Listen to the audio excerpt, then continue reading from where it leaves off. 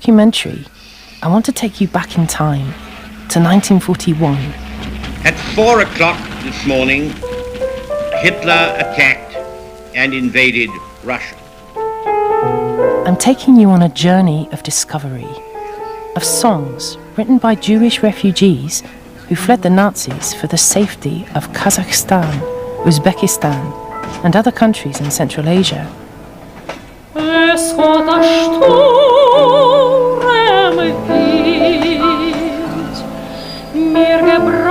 We'll find out who wrote the songs and why the Soviet secret police, the KGB, confiscated them.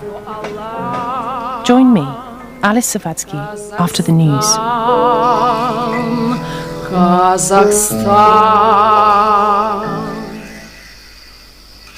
The BBC News. Hello, this is Jerry Smith. Germany and the United States are understood to be on the verge of confirming that they'll send battle tanks to Ukraine. The German Chancellor, Olaf Scholz, has been under growing international pressure to approve the export of the tanks and is expected to make the announcement later. Damien McGuinness has more details. It was a feverish debate here in Germany. Now that appears to be over. German Chancellor Scholz appears to have made a decision and, quite remarkably, got the US on side. What could look like him having bowed down to pressure could actually be, in the end, some quite clever behind-the-scenes manoeuvring. His mantra all along was not to go it alone. In other words, what he wanted was the US to send in battle tanks as well, so that Europe and Germany would not be seen as a single target. This appears to be, if reports are correct, what Chancellor Scholz has now achieved. The European Court of Human Rights is due to announce whether it will hear a Dutch case against Russia over the downing of a Malaysia Airlines plane in 2014. MH17 was shot down by a Russian-made missile fired by Moscow-backed Ukrainian separatists, killing all on board.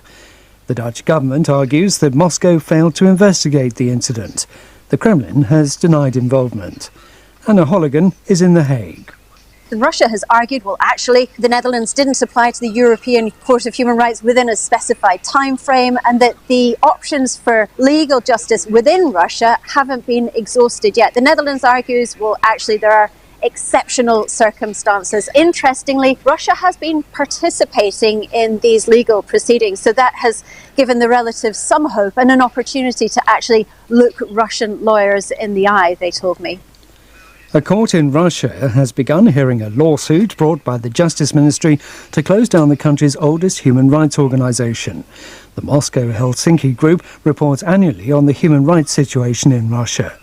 But the authorities say the group's own charters prohibit it from operating outside Moscow, even though it always has. An investigation by the BBC has found evidence of a considerable number of COVID-related deaths in China's rural regions as the virus spreads from the big cities into more remote areas. Our China correspondent Stephen McDonald reports. In the villages of northern Shanxi province, everyone we found who works in the funeral industry described a recent explosion in demand for their services. A couple making decorative arrangements said they'd been receiving 3 times as many orders for their traditional Buddhist funeral images compared to normal times.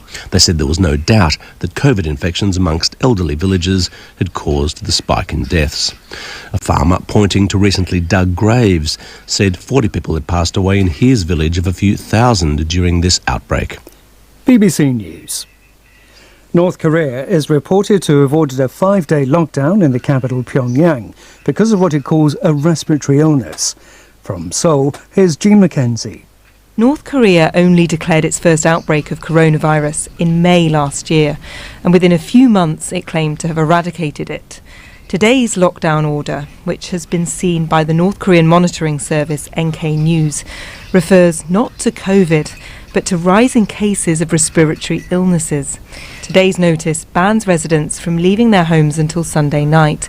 We don't know how many people have caught or died of COVID in North Korea, partly because the authorities themselves don't know. They haven't developed a mass testing system.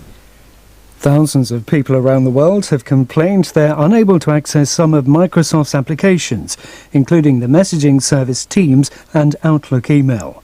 The software giant says it's investigating the incident. It said it had reversed a network change, which might be the cause of the problem.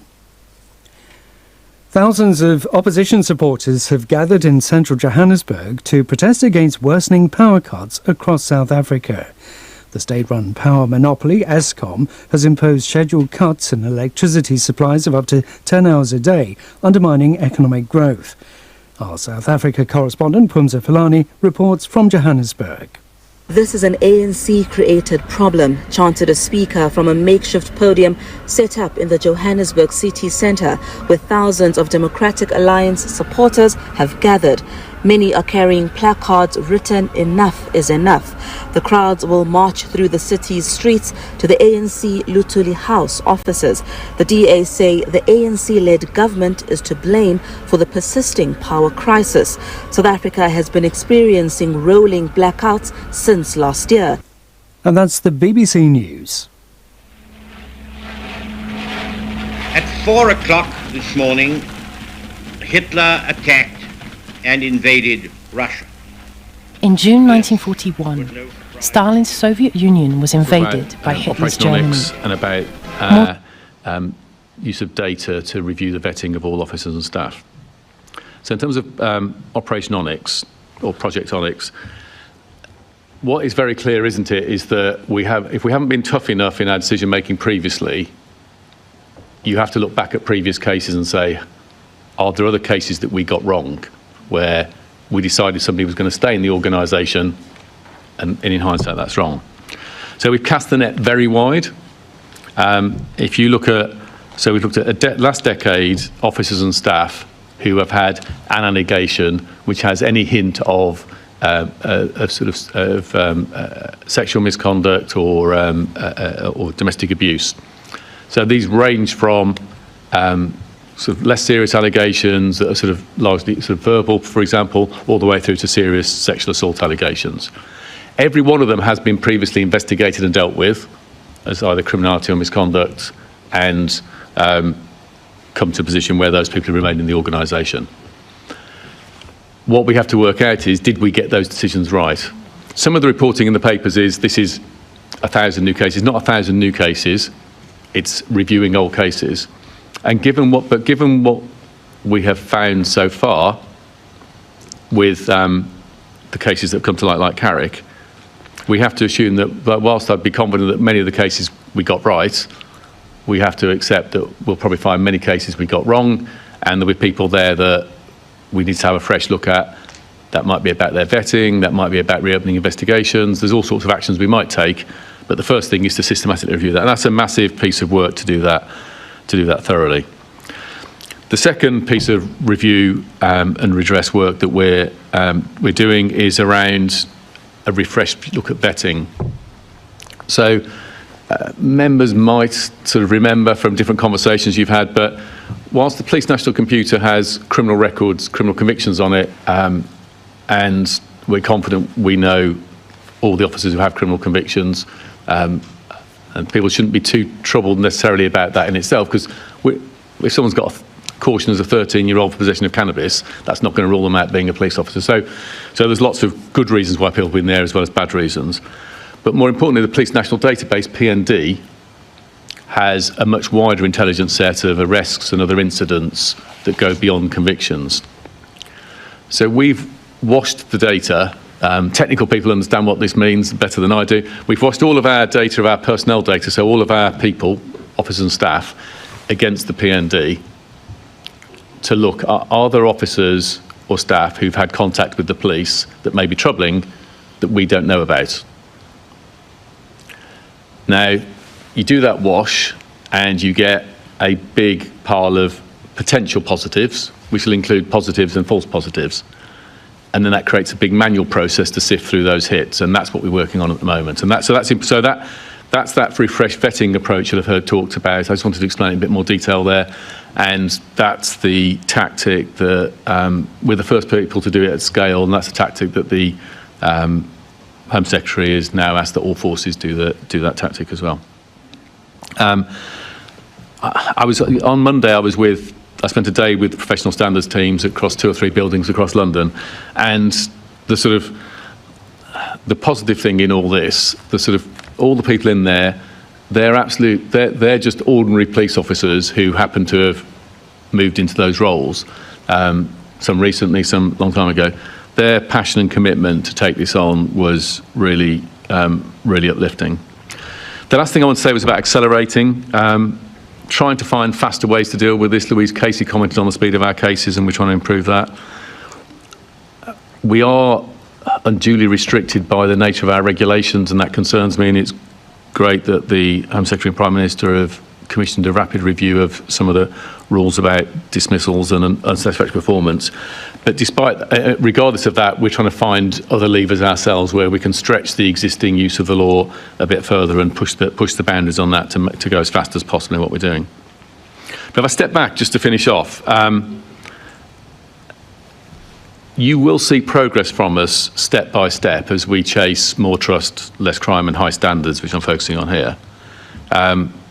We must improve dramatically for London. But lifting the stone and revealing painful truths will not be resolved overnight. And I mustn't pretend it will do. And I hope you understand that that can't be done. We have to prepare for more painful stories as we confront the issues that we face. We've discussed before sort of the systemic failings that create these problems of these officers who corrupt our integrity.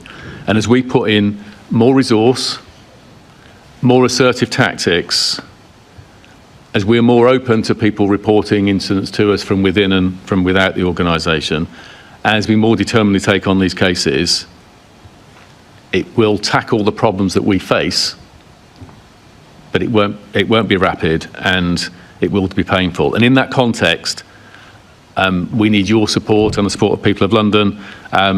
Please don't lose heart as we confront these issues, as we do this necessary and painful work to finally confront those and rid the organisation of those who corrupt our integrity. Thank you, Chair. Thank you, Sir Mark.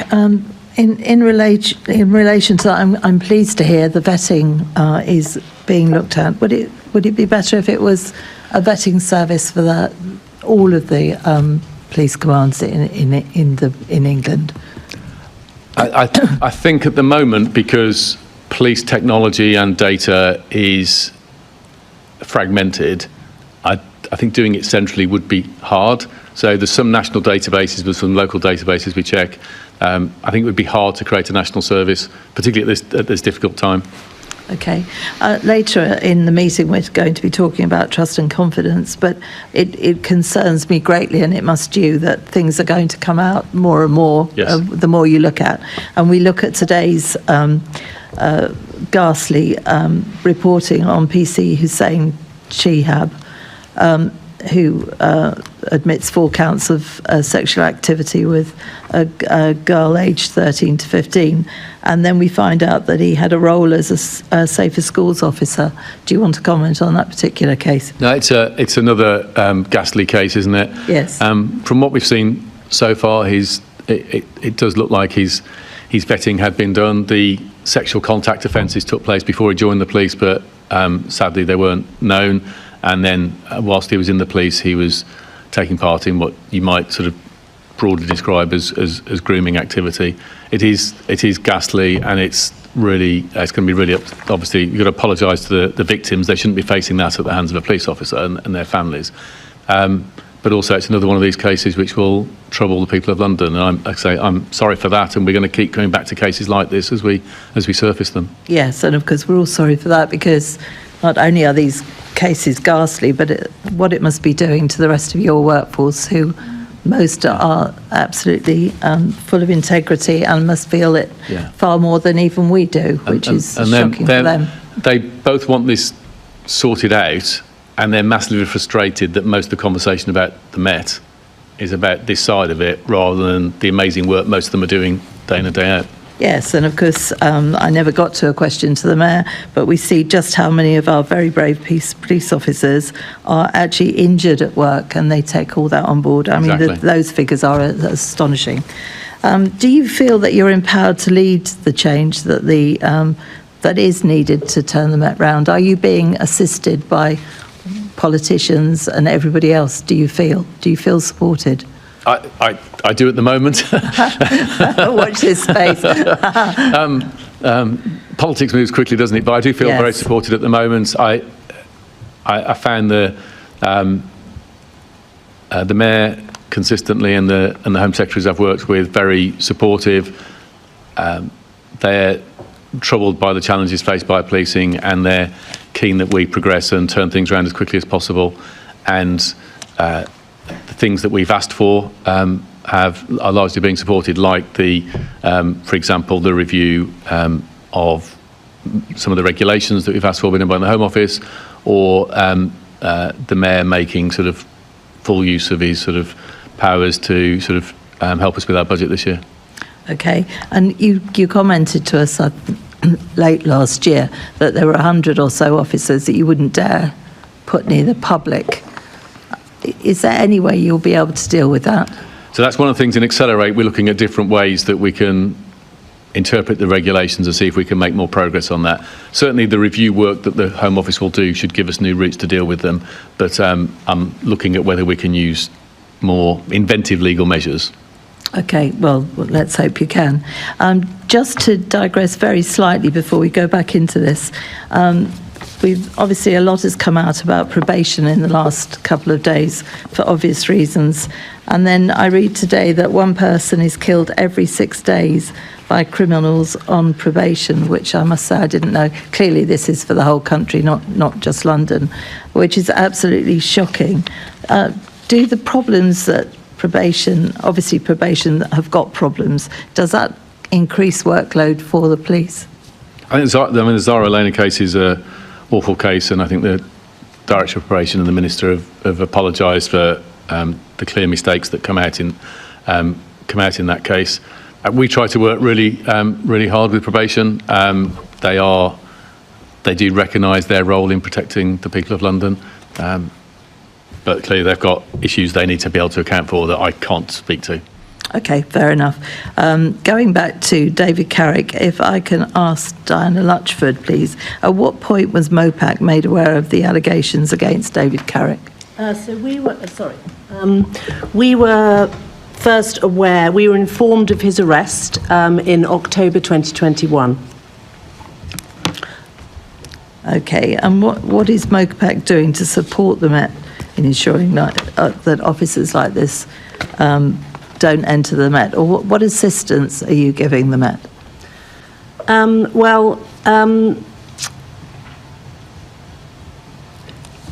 There's a kind of a history to this in the sense that clearly over the years we have been talking to the Met about strengthening misconduct systems, and for example our MOPAC's Evidence and Insight have produced 2 research reports, including one in 2016 identifying the issue of disproportionality in misconduct, which has been published and was actually noted as part of Louise Casey's interim report.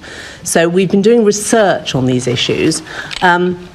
Clearly, we don't get involved in individual misconduct cases because those are an operational matter.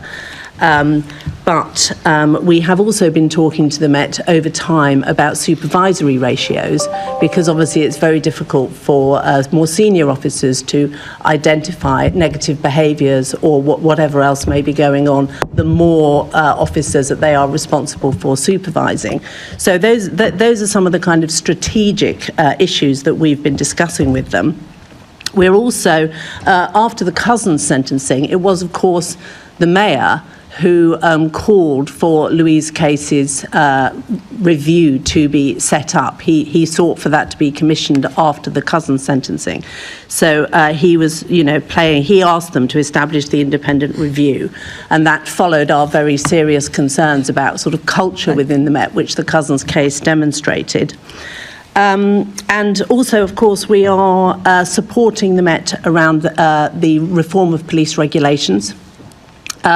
So where the legislative framework is inhibiting their efforts to root out corrupt officers, we're working with them to help distill the forthcoming the Home Office review, which I think has actually now kicked off. Okay. Well, I'm glad to hear that you're helping. The report you mentioned is 5-6 years old. What evidence could you give us that you'd picked up that there were problems with the culture in the Met? where could we look up that MOPAC was doing its job looking at that? Well, as I say, we have been working with them on issues like supervisory ratios, and we have been talking to them about the culture, and we are now regularly meeting with colleagues from the Directorate of Professional Standards to discuss learning from cases, how that links to HMIC FRS corruption report recommendations, their wider transformation plans, and any emerging themes and patterns that are coming out of cases. So point me to something that MOPAC have done that actually indicates that you were concerned about that and brought that to the Commissioner's attention before all this. Well, obviously, as I say, we don't get involved in individual misconduct cases. No, the Mayor's role is the culture in general. Well, the culture in general over the past few years, as was evidenced by discussions with the previous Commissioner, was a growing area of concern following a series of negative incidents which the Mayor has described this committee on previous occasions, including the deaths of Bieber Henry and Nicole Smallman, the Daniel Morgan case, so on and so forth. There is a whole litany of them which reinforced the Mayor's view that an independent review was needed. Which I know then. It was before, because I'd never picked it up from MOPAC as being an issue, but I'm very pleased to hear you're assisting the Met now. I'll now go to Assembly Member Desai. Thank you, Chair. Good morning, panel. Commissioner, firstly, can I welcome your determination to use your words, improve dramatically. That's very reassuring. Can also commend you for all the work that you've done in the last 3 or 4 months. So it's welcome news. And what I particularly welcome is that I think there's been a change of approach in the Met, away from a mode of self-denial to actually accepting that there are serious issues to be grappled with.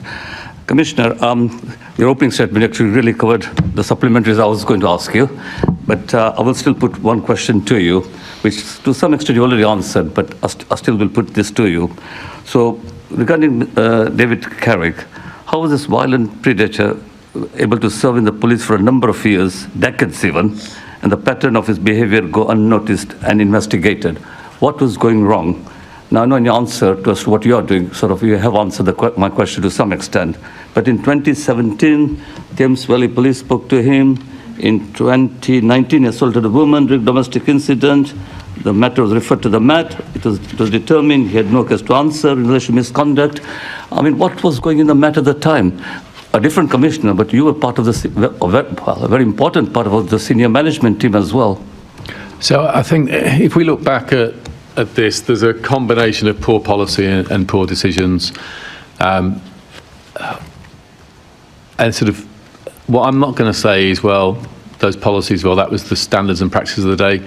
I don't think that's an acceptable answer if the policies don't make sense. I mean, sometimes we can see why things were different then, but they're different now. Other times it doesn't actually make sense. So I don't think that's a defence for this. I fundamentally think at the core of this is an issue about an allegation is made against an officer. It doesn't meet a criminal standard for prosecution.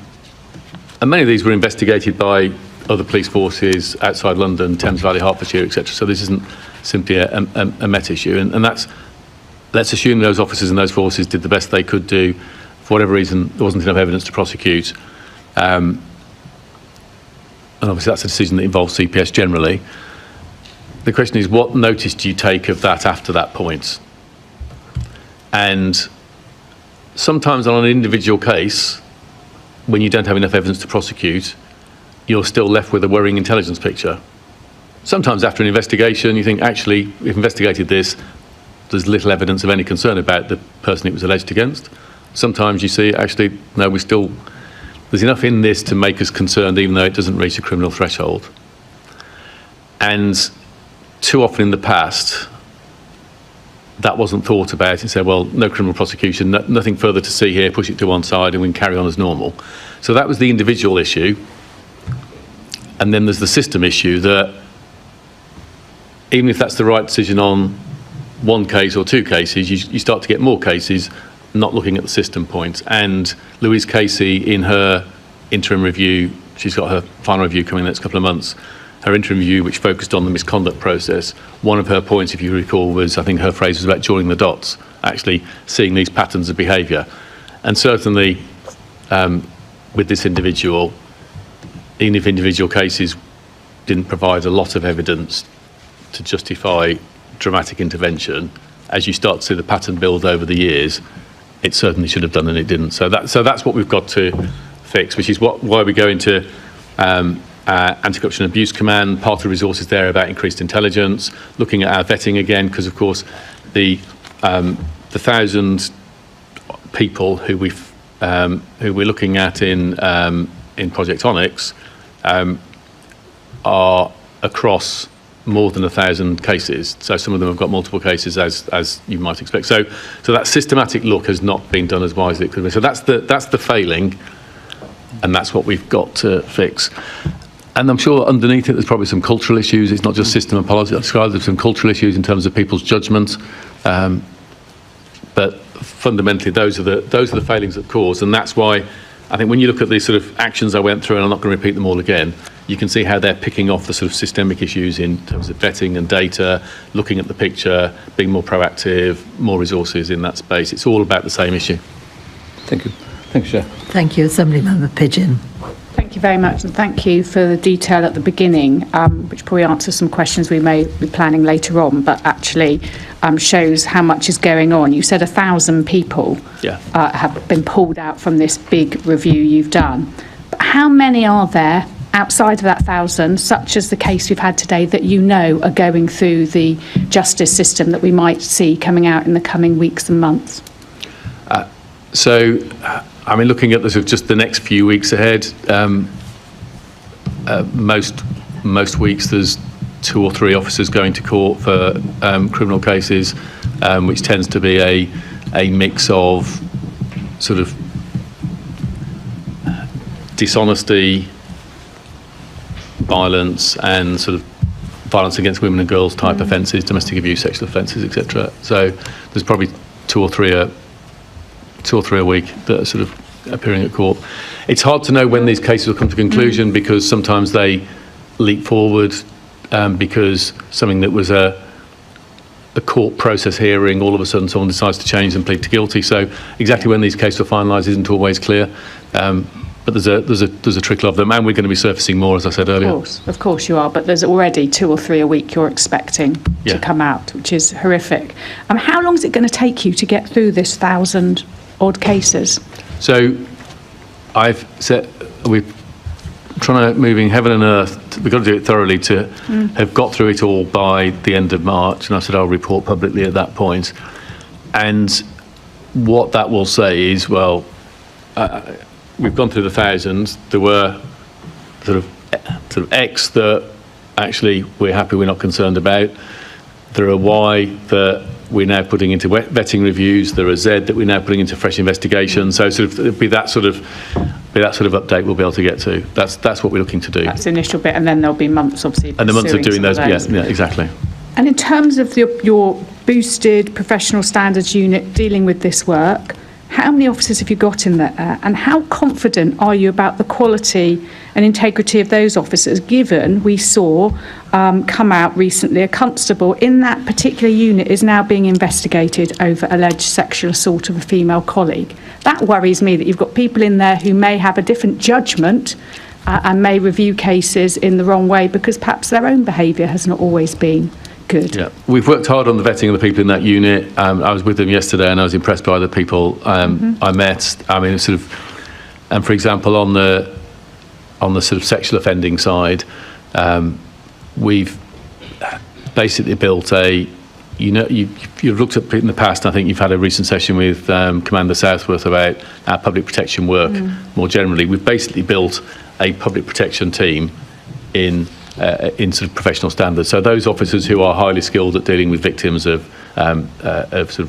rape, sexual assault, domestic abuse, because of all the nuances that come with those cases in terms of specialist evidence gathering, the particular importance of victim support and the particular tactics in doing that in a way that works for women who are victims of such crimes.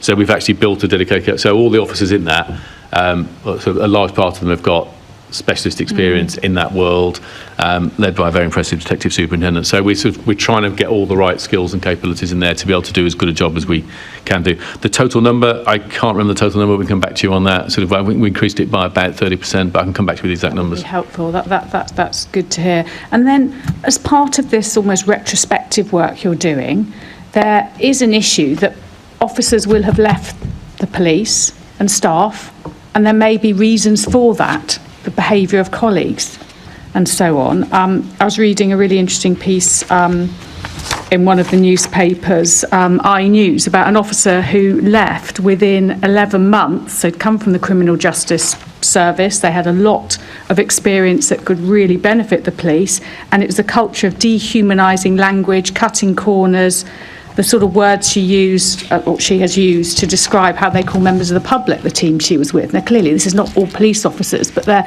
are you going to look at talking to officers who've left to find out if there are particular reasons, again, to feed into this massive cultural review that you're doing? Yeah, so we have done some of that, and we're always interested in that feedback. And it's very obvious, isn't it, that our attrition. So as we look at recruiting and attrition, our attrition is higher than we would like it to be, and it must be possible, and it's likely to be true that some of that is because some people are having a bad experience. Yes. One of the things that struck me when the Louise Casey report was published, and we were talking about that and talking with officers about how this is not pervasive, because lots of officers have very positive experiences, and I had sort of young black officers say to me, "I'm angry about this report because this isn't true. This is a fantastic organisation. It's the best place I've ever worked." But then you have another black officer doing the same job on a different team saying, "It's exactly true, and I'm angry because you haven't dealt with this," which it goes to the point about this is pockets. To your new home address at GHS Housing Estate. From now to 31st January 2023, we are offering you an amazing 5% buyer's discount on all purchases on our expandable 1, 2, 3 and 4 bedroom detached homes at Cochrane Villa, Pokwase, just 5 minutes drive from the interchange. The Mayflower and the new Hazel Courts at Kuntusi, 20 minutes drive from Achimatamo. Beautiful homes in a serene and gated community with flexible payment plans available. Call us now on 0544 347 980 or 0544 347 981. GHS Housing Estates. View it, love it, own it. Make that move now, this festive season, to your new home address at GHS Housing Estate. From now to 31st January 2023, we are offering you an amazing 5% buyer's discount on all purchases on our expandable 1, 2, 3 and 4 bedroom detached homes at Cochrane Villa, Pokwase, just 5 minutes drive from the interchange. The Mayflower and the new Hazel Courts at Kuntusi, 20 minutes drive from Achimatamo. Beautiful homes in a serene and gated community with flexible payment plans available. Call us now on 0544 347 980 or 0544 347 981. GHS Housing Estates. View it, love it, own it. Hi guys, this is your friend Uruj from SendWave. SendWave is a money transfer app that is used by people all over the world to send money to their loved ones in Africa. With SendWave, you can send money to Ghana, Nigeria, Kenya, Uganda, and Tanzania. And the best part is, SendWave is absolutely commission-free. Our exchange rates are excellent. You can see for yourself by checking them out on our website. So how do you use SendWave? SendWave is an app that you can download onto your phone from the App Store or Google Play Store. The app is free to download. After downloading it, just open the app and enter your name, email, and phone number. That's it. You're good to go. Make sure you use the promo code SR. S for Star, R for Radio. This promo code will give you £5 free credit to send to Africa on your first transaction. Your money will be delivered to your recipient within seconds. Feel free to call me on 0749 7377 647 at any time. I'll be happy to tell you all about SendWave and help you in any way I can. Remember to use the promo code SR for £5 free credit. Getting onto the property ladder has never been easy until now. Join us this and every Thursday from 7 p.m. to 8:30 p.m. live on the Property Hour show on Starr Radio UK, where we talk to mortgage brokers, property developers, estate agents, landlord, tenant, property consultants on how to invest or get into the property business and make money. You can't afford to miss this. The Property Hour show is your best source into the property industry. Tune in to On Point here on Starr Radio UK with Empress Regina every Monday at 5 p.m. GMT.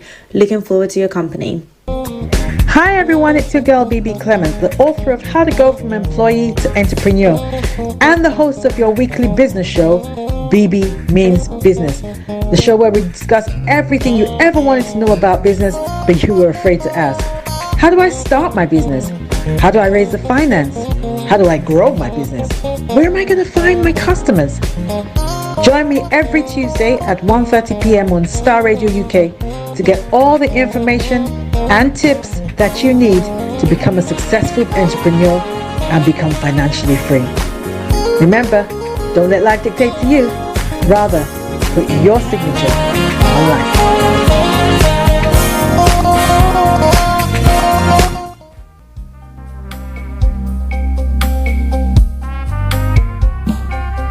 Are you looking for the fastest, reliable, and trustworthy door-to-door shipment company? Well, look no further. When was the last time your family received a shipment back in Ghana on time and intact? You are not sure? Well, Lamb Shippers, we pride ourselves with being the fastest, reliable, and trustworthy shippers you can use. You are assured of a prompt pickup anywhere in the UK by our personnel. They also make sure your items are well packaged to get to its destination intact. When it comes to door-to-door shipment, look no further. Well, Lamb Shippers, contact us on 07939009321 or 07498911820. Or you can visit our website www.welllamp.co.uk. You can also drop us a mail, info@welllamp@gmail.com. Well Lamp Shippers, fast, reliable, and trustworthy.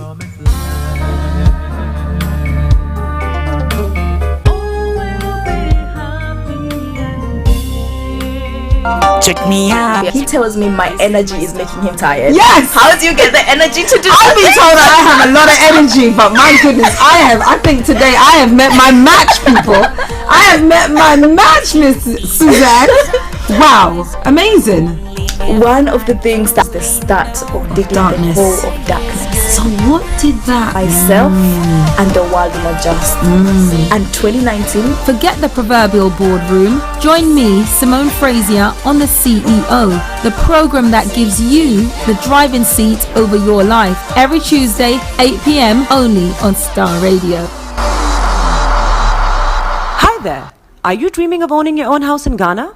Then you will need a well-documented piece of land that is free from troubles. I highly recommend My Africa Property for any size of land that you will need.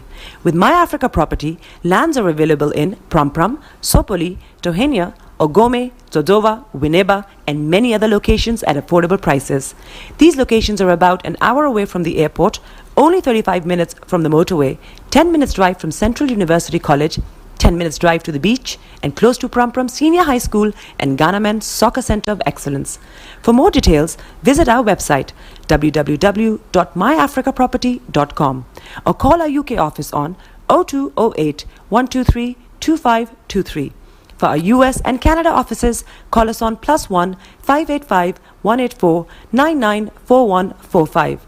You can also email us at ghana@myafricaproperty.com. Make that move now, this festive season, to your new home address at GHS Housing Estate. From now to 31st January 2023, we are offering you an amazing 5% buyer's discount on all purchases on our expandable 1, 2, 3 and 4 bedroom detached homes at Cochrane Villa, Pokwase, just 5 minutes drive from the interchange. The Mayflower and the new Hazel Courts at Kuntusi, 20 minutes drive from Achimatamo. Beautiful homes in a serene and gated community with flexible payment plans available. Call us now on 0544 347 980 or 0544 347 981. GHS Housing Estates. View it, love it, own it.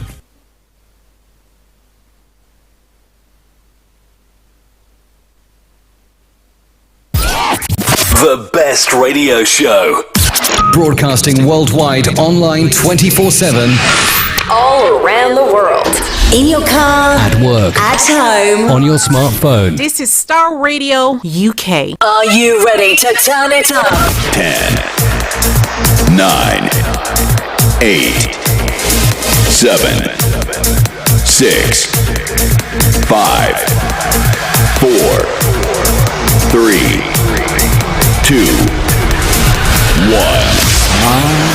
Though your heart is aching, smile even though it's breaking. When there are clouds in the sky, you get by. If you smile through your fear and sorrow, smile and maybe tomorrow you find that life is still worthwhile if you just smile. Hey, this is Archie, and you are listening to Starr Radio UK and the Morning Show.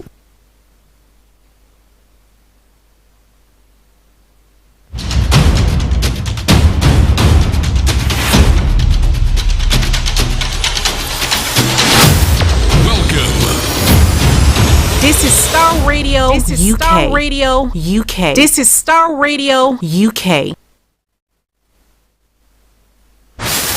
Welcome.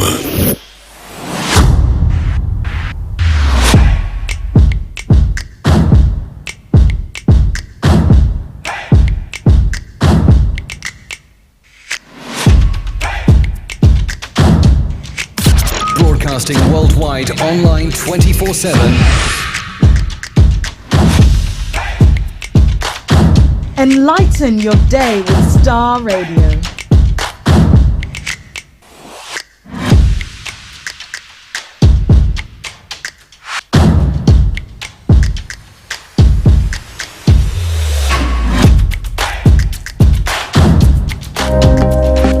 Starr Radio. Radio for the people, by the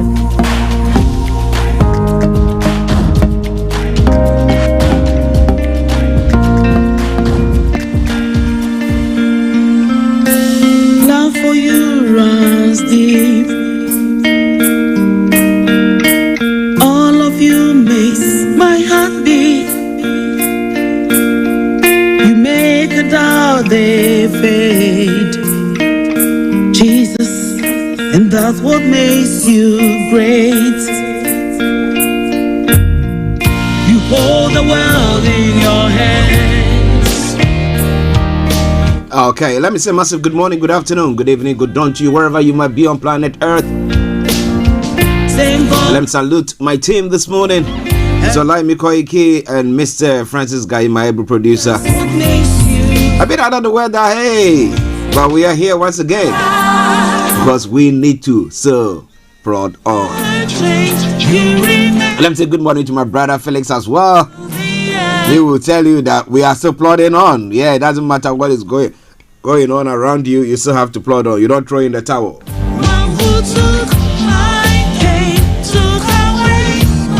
But once again, welcome to the program. It is a Wednesday edition of the morning show. Today is the 25th of January, the year 2023. With the time now 10:44 from the House of London. From now till 12 o'clock when I bring you this program. Yeah, just buckle up, don't go anywhere. Well, exactly at 12 o'clock, we'll be bringing the first part of the program to a close and take you to the House of Parliament for the Prime Minister's question time.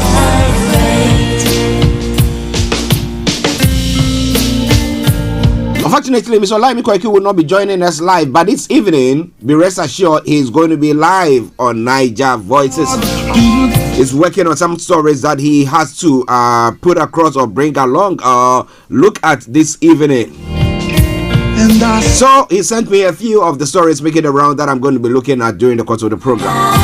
But do me a massive favor, share the broadcast with your friends and loved ones and invite them to like our pages. I remain yours sincerely, the one and only. This is the morning show with Archie. Playing in the background, something from Edith Morrison that says, that's what makes you great, makes God great. Keeping us, though we went to sleep and we think that, oh yeah, everything is alright. You can wake up and then you find yourself on the other side, the other side, which side? So that Niger has happened to you. But thank God we are still alive, well and kicking. Let me say good morning to Bishop Adeshina. Anthony Adedeji, good morning to you. Moyiwa, good morning. Sir Maxwell, good morning. Adekunle, good morning to you. Aziz, good morning. To Mr. Ebenezer Hammond all the way in Cape Town, good morning to you. Chantel, I hope you're all doing good. And to my baby girl celebrating her birthday today, Veronica, happy birthday to you, baby. I hope you are doing very, very well. And may you grow up and work strong in spirit and achieve all your destiny. If you are celebrating a special day today, I salute each and every one of you and I say, may God richly bless you. Okay, for those of you who are tuning in for the first time to listen to us, this is how the program will go. I'm going to bring you the quote for the day, the weather forecast, and then we'll move on to some of the stories making the rounds across the globe. All of you makes my heart. And let me take the opportunity to say good morning to Sam Shamsuddin. Hey, how are you doing? And that says Yoruba Nation now. I know it, my brother. Okay. So then after that, at 11 o'clock, we have a look at some of the stories making the rounds in Nigeria. As I said, Olayomi is not going to be live, but this evening is going to be live on Niger Voices. Digging in on some of the stories, but the few that he's put across, I'm going to bring you details of it. Then after that, we'll look at some of the other stories making the rounds. And at 12 o'clock exactly, we'll take you to the House of Parliament for the Prime Minister's question time. However, at 11:30, the lines will be open for you to add your voice to the discussion. So wherever you are, if you're standing, hold on to something, sitting, sit very comfortably, get yourself a hot or cold drink, whichever is appropriate, and let's take this journey. At times it does get bumpy, as I do normally say. But hey, be rest assured, I'll take you to your destination, the destination of having all the information that you need to know for the day. Holy, holy God. Okie dokie do. So, what does the quote of the day say? It says, be open-minded, and when things change, see them as great opportunities because you understand what change means. Some of us are dinosaurs, we never change, Same old, same old. Just another day. Alright then. Starr Radio UK.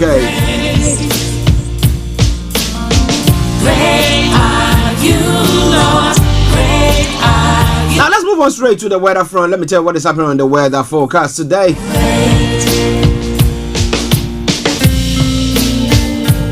Love for you runs deep.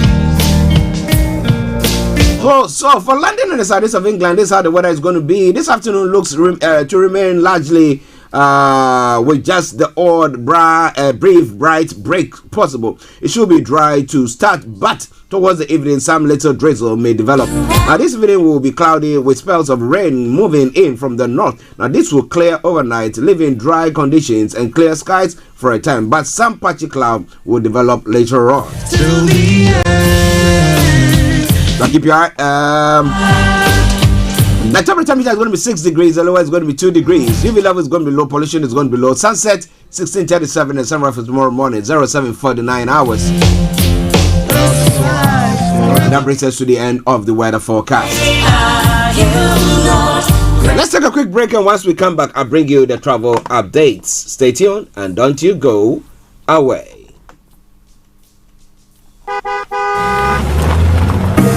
Make that move now this festive season to your new home address at GHS Housing Estate. From now to 31st January 2023, we are offering you an amazing 5% buyer's discount on all purchases on our expandable 1, 2, 3 and 4 bedroom detached homes at Cochrane Villa, Pokwase, just 5 minutes drive from the interchange. The Mayflower and the new Hazel Courts at Kuntusi, 20 minutes drive from Achimatamo. Beautiful homes in a serene and gated community with flexible payment plans available. Call us now on 0544 347 980 or 0544 347 981. GHS Housing Estates. View it, love it, own it.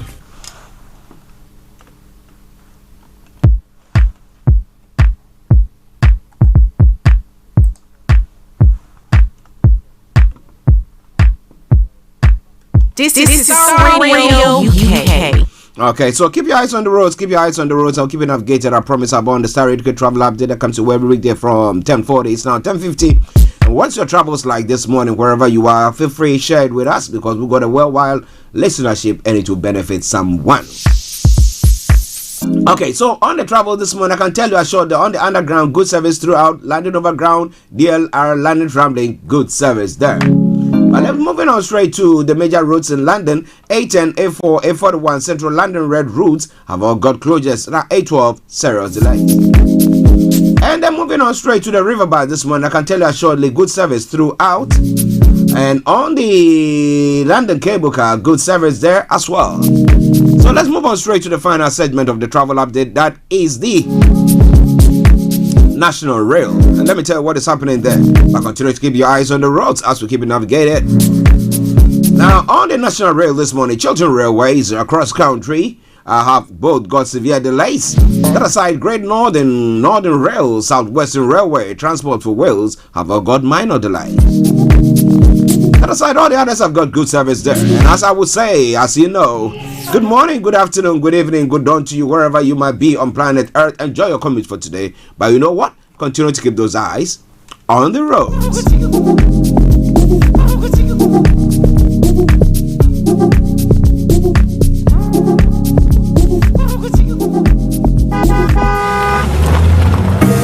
Make that move now this festive season to your new home address at GHS Housing Estate. From now to 31st January 2023, we are offering you an amazing 5% buyer's discount on all purchases on our expandable 1, 2, 3 and 4 bedroom detached homes at Cochrane Villa, Pokwase, just 5 minutes drive from the interchange. The Mayflower and the new Hazel Courts at Kuntusi, 20 minutes drive from Achimatamo. Beautiful homes in a serene and gated community with flexible payment plans available. Call us now on 0544 347 980 or 0544 347 981. GHS Housing Estates. View it, love it, own it. Make that move now this festive season to your new home address at GHS Housing Estate. From now to 31st January 2023, we are offering you an amazing 5% buyer's discount on all purchases on our expandable 1, 2, 3 and 4 bedroom detached homes at Cochrane Villa, Pokwase, just 5 minutes drive from the interchange. The Mayflower and the new Hazel Courts at Kuntusi, 20 minutes drive from Achimatamo. Beautiful homes in a serene and gated community with flexible payment plans available. Call us now on 0544 347 980 or 0544 347 981. GHS Housing Estates. View it, love it, own it. Yes, welcome back to the program. It is Starr Radio UK, 10:53, and it's now time for us to go global trotting. So wherever you are, keep your dial still logged on Starr Radio UK, and let's see what is happening from across the globe. Okay, now starting from home here in the UK. Now, Germany finally confirms it will send Leopard 2 battle tanks to Ukraine and approves export of the vehicles by other countries as well. Well, when it comes to that, and soon have to be pressed on Zahawi's tax affairs at PMQ this afternoon, so I hope that you wouldn't miss that at all.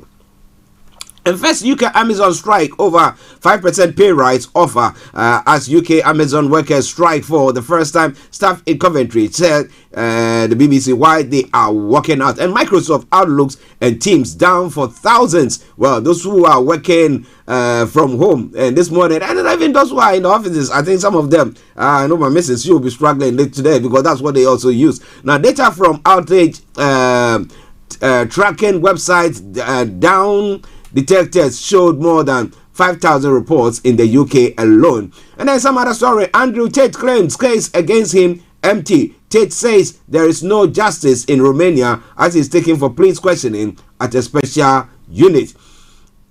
And first, Black History statues returned to Brixton. The sculptures were erected at Brixton Railway Station in 1986 but have been absent for 7 years. But they are back now. Well, those are some of the stories making the rounds in other parts of the world and here as well. Well, India and Pakistan came close to nuclear war. That's what Pompeo is saying. U.S. official helped avert a nuclear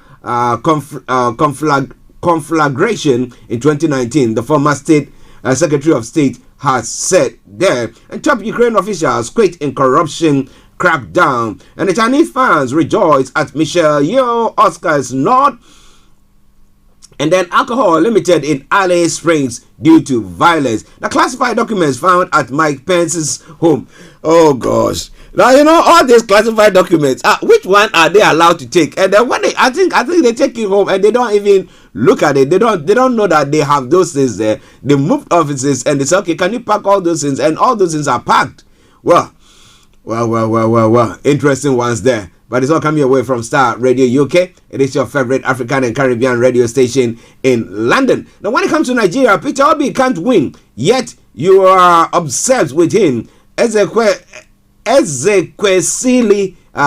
Shades Atiku, and Tinubu. And then why I resigned from APC, Bindo is saying. And then interestingly, a 62-year-old man has been arrested in top northern state for offering police 1 million naira to release suspected kidnapper.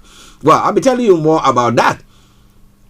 So as the late I've forgotten his name, the professor, they say that, well, he knows that there are big hooks behind the scenes. We are seeing that. Now, popular presidential candidate shuns Chatham House invitation and gives reason. Who is this popular presidential candidate? I'll be telling you more about him in a moment. Ohanize unveils plans to arrest Simon Ekpa, says Igbos ready to track him after $50,000 bounty. Why? Okay.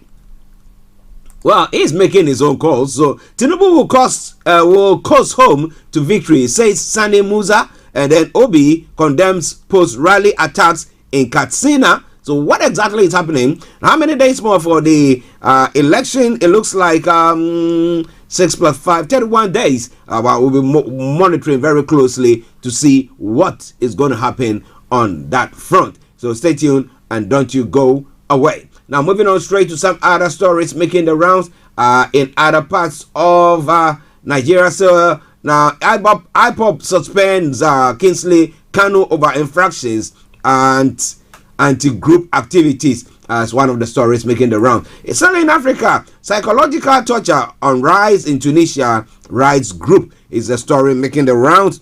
Tunisia has witnessed an upset in the ill treatment of President Kais Saied's opponent since he seized power in 2021 in what amounts to psychological torture. Well, he is old. Now, Zambia, hundreds attend funeral of students killed fighting in Ukraine, and Rwanda DRC tension escalates over partially shot Congolese fighter jet. Well, and then Ivory Coast, now 49 soldiers formerly imprisoned in Mali have been decorated. A good one there. Now, former Mauritanian President Mohamed Ould Abdel Aziz is also making the rounds there. Nigeria's Buhari inaugurates $1.5 billion deep sea port. We did talk about that yesterday when we had Mr. Olayomi on.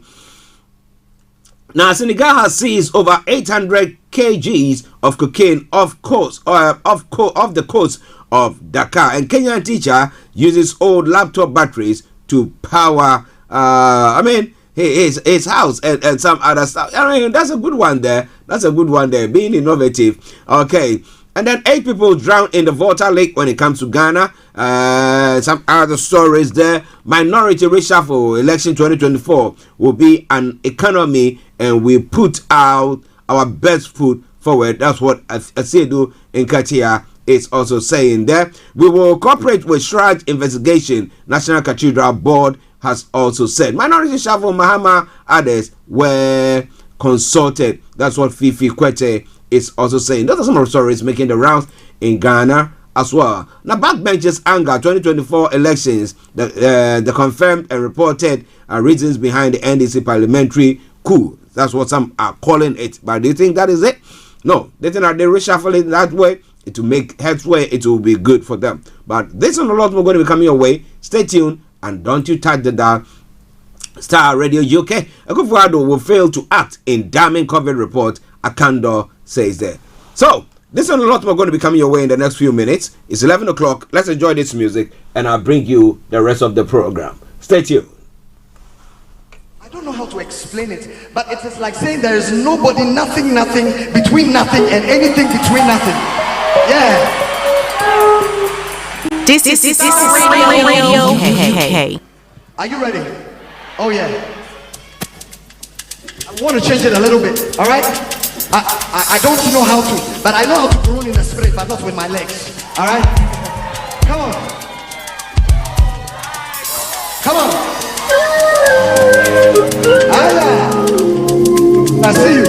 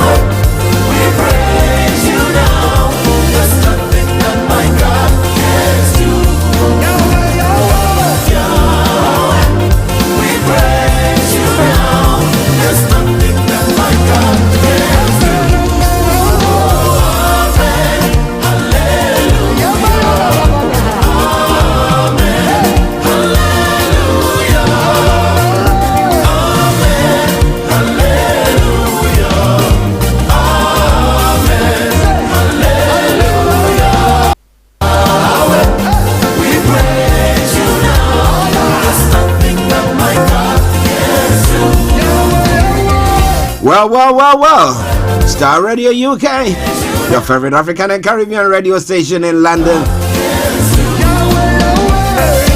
Let me say thank you once again to my able producer, Mr. Francis Guy, keeping me warm so that I could continue to bring the program. As I said earlier on, under the weather, so he's doing everything in his might to make sure that I'm taken along nicely.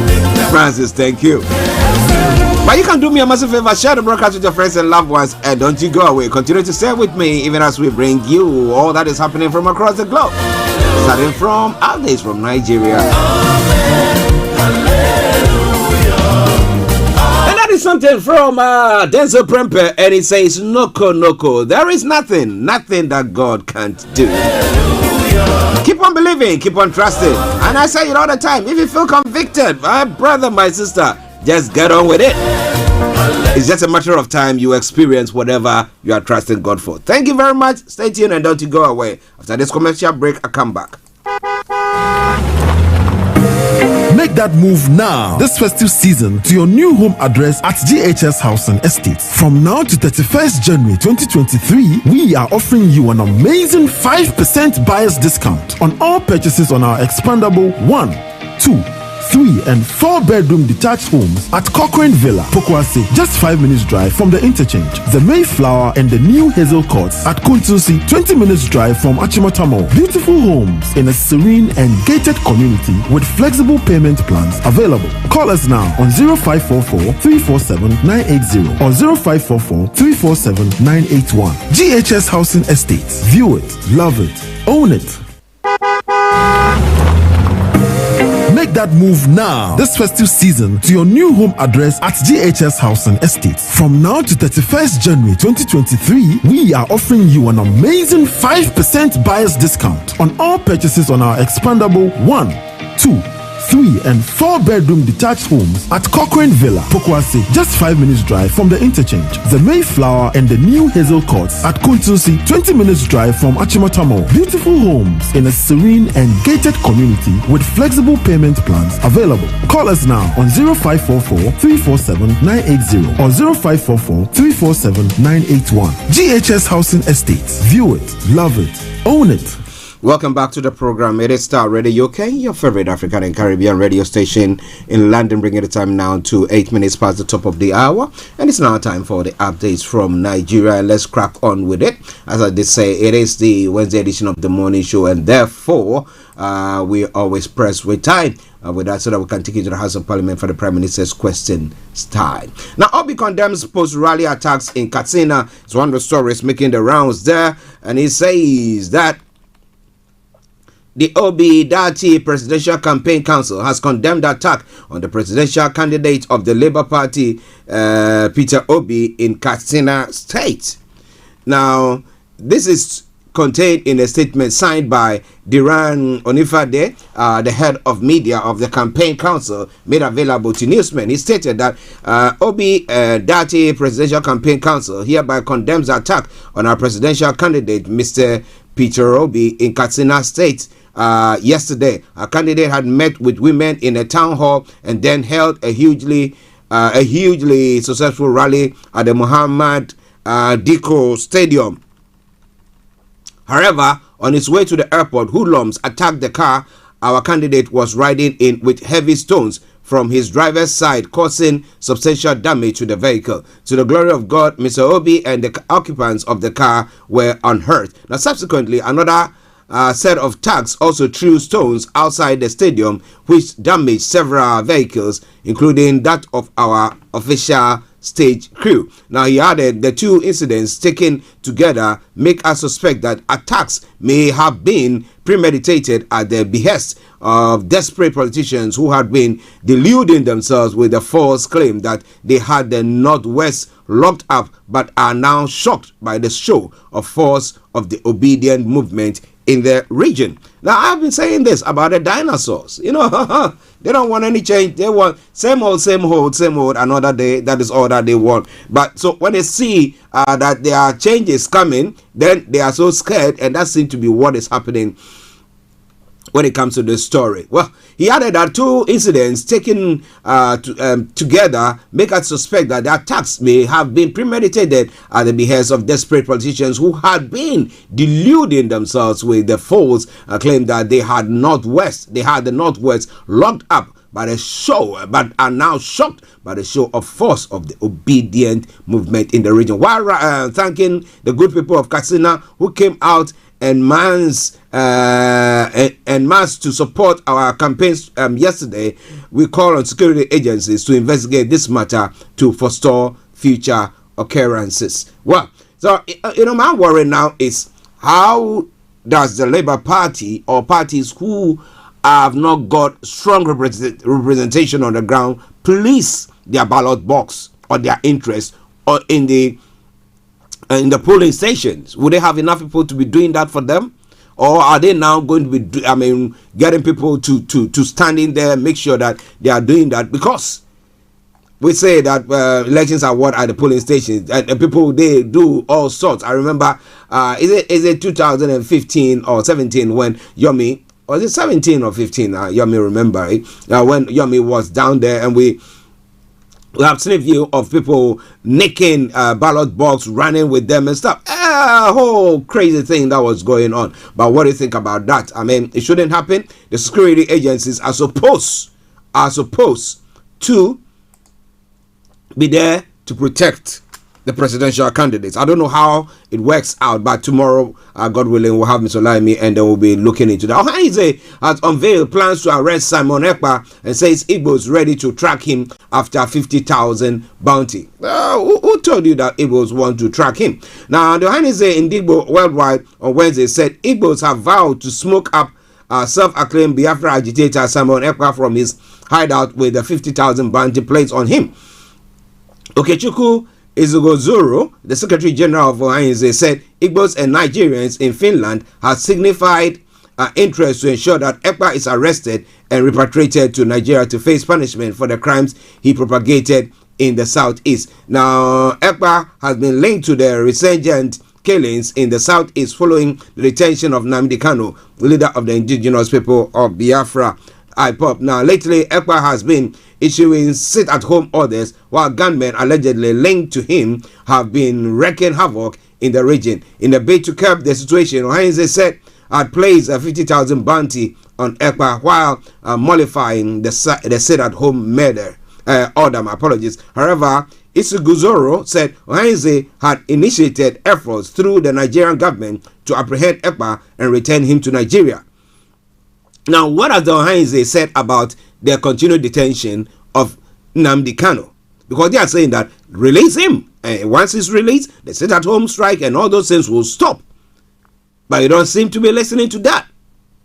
So I don't know. Like again, and I say it all the time. And the moment there's a divided front, then we are having a problem. Whatever your cause is. Whether it's business, whether it's family, whether it's church, whatever it is, and especially a cause like this, if authorities are able to infiltrate and break the front, brother, sister, you're not going far. But well, those are some of the stories making the rounds there on Starr Radio UK. Updates from Nigeria. As I said, Yomi can join us this morning because he's trying to dig into some information and some stories that I'm going to be using this evening for the Niger Voices. But make a date with him, 18 hours GMT, when it comes your way with Niger Voices. Popular presidential candidate shans Chatham House invitation, and it gives reasons. Is he popular? The presidential candidate of the Social Democratic Party, the SDP, Adewale Adebayo, has claimed that he rejected an invitation to appear at the Royal Institute of International Affairs, London, popularly known as Chatham House. Now, Adebayo made the claims on Monday at the Nigerian Institute of International Affairs platform for 2023 presidential candidate held in Lagos. Now, the media entrepreneur revealed that his decision to shun the invitation to speak at the Chatham House was because he has high respect for Nigeria's sovereignty and does not want to go outside of the shores of the country to speak to the electorate, which we've said. I mean, we've spoken about that. We've said that, I mean, was it Monday or Tuesday we were discussing that, and I was asking Yomi whether that is where they think that they are able to, I mean, appeal to electorates, because how many Nigerians, I mean those in Nigeria, that's what I mean, are listening to what is happening here in London? They listen to what is happening in Nigeria. So why don't you address the issues there? But maybe they want foreign support, and that's why they come here to spew all sorts. Now, he said the NIIA was set up in 1961 exactly for this purpose, that our foreign policy think tank should be scientific, strategical, well-reasoned, well-researched, and this institution has a legacy at the background and the capacity to advise you on what to say on the world stage. Wow, so kudos to him. Kudos to him. It's all coming away from Starr Radio UK, your favorite African and Caribbean radio station in London.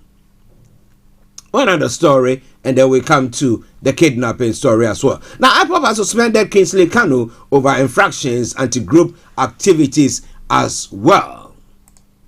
The story says, the indigenous people of Biafra in Germany has suspended indefinitely Kingsley Kanu, the younger brother of its leader Nnamdi Kanu, for alleged infractions and anti-IPOB activities aimed at bringing the group to disrepute. Now, he says the group advised Kingsley to understand that Biafra's struggle is beyond family affair, warning that further violation of IPOB's code of conduct will have serious legal consequences. It also noted that IPOB in Germany is a registered non-profit organization under Germany's law, adding that Kingsley is just a unit member of IPOB in Landsberg am Lech, Germany. A statement signed by the national coordinator of IPOB Germany branch, Collins Chinedu, which was made available to newsmen yesterday by the Media and Publicity Secretariat of IPOB, Ima Powerful, further alleged that Kingsley has been using his affiliation to Kanu for unmerited favors, placing himself above every rule and guideline interest of the group. The statement, entitled Suspension of IPOB Membership of Kingsley Kanu, reads, "We members of IPOB in Germany wish to draw the attention of IPOB family members worldwide about series of anti-IPOB activities of Kingsley Kanu, which are aimed at bringing the IPOB family in Germany to disrepute and, by extension, disorganizing the larger IPOB family worldwide. The following are some of the offenses in violation of laid down principles." So what did he do? First, Kingsley has been in the habit of flagrantly flouting every IPOB code of conduct, thereby seeing himself above law and often throwing every decorum to the winds. Now, second, he has been reporting fellow and hard-working members to German criminal police, contrary to IPOB's code of conduct and violation of his oaths to the group. He has been issuing orders to superior officers in the hierarchy of IPOB without approval of the leadership, imposing and parading an expelled IPOB member, Ogbonna Abraham, as the new national coordinator in Germany, with the intent to cause division within the group structure in Germany. And as I said, now the moment you see that the center or the front is broken, that is, things have started falling apart. Why? Because the center cannot hold any longer, and you shouldn't think that you're going to chuck any victories there. But it's all coming away from Nigeria with updates from Nigeria. Now, the final story from that front. Now, 62-year-old man has been arrested in top northern state for offering police 1 million naira to release a suspected kidnapper.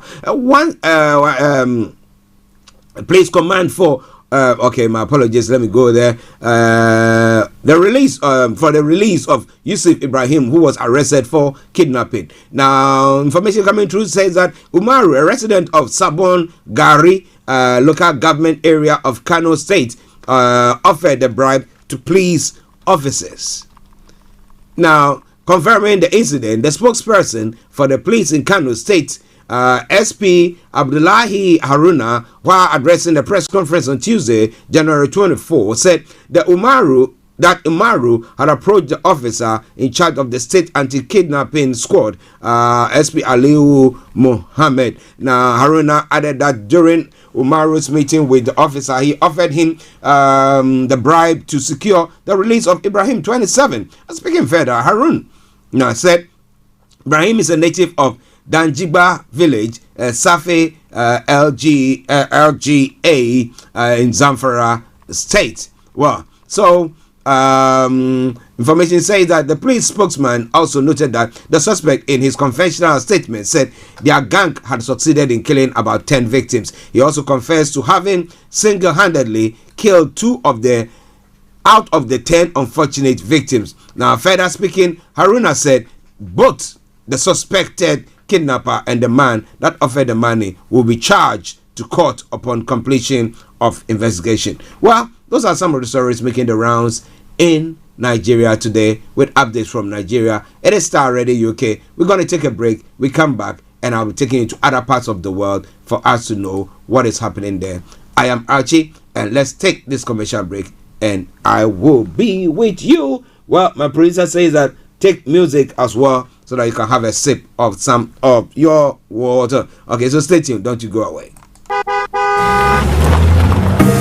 Make that move now this festive season to your new home address at GHS Housing Estate. From now to 31st January 2023, we are offering you an amazing 5% buyer's discount on all purchases on our expandable 1, 2, 3 and 4 bedroom detached homes at Cochrane Villa, Pokwase, just 5 minutes drive from the interchange. The Mayflower and the new Hazel Courts at Kuntusi, 20 minutes drive from Achimatamo. Beautiful homes in a serene and gated community with flexible payment plans available. Call us now on 0544 347 980 or 0544 347 981. GHS Housing Estates. View it, love it, own it.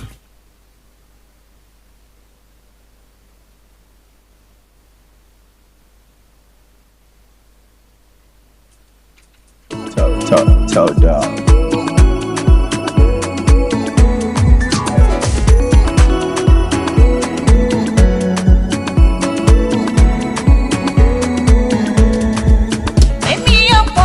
This is Starr Radio UK.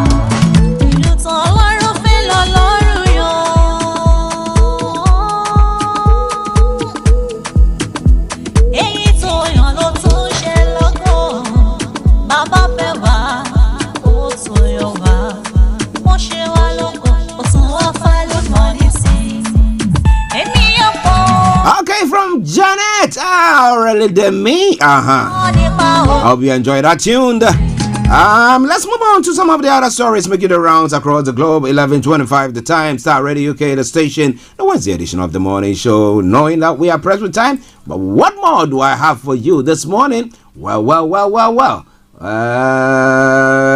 Let's move on to some of the other stories making the rounds on the African continent before we come to this part of the world to look at some of the other stories. So straight on. Well, psychological torture on rise in Tunisia. That's what some rights groups are saying. Well, it's saying that Tunisia has witnessed an upsurge in the military in the ill treatment. I say military. The ill treatment of President Kais Said's opponent since he seized power in 2021, and what amounts to psychological torture, a rights group said on Tuesday. Now, Said froze parliament and seized far-reaching executive powers on July 25, 2021, in which critics have called a coup and an attack on the only democracy to have emerged from the Arab Spring uprising more than a decade ago. Now, following the 2011 fall of dictator Zain El Abidine Ben Ali, incidents of torture instigated by the political leadership in Tunis had reduced, said Hélène Légué of the World Organization Against Torture.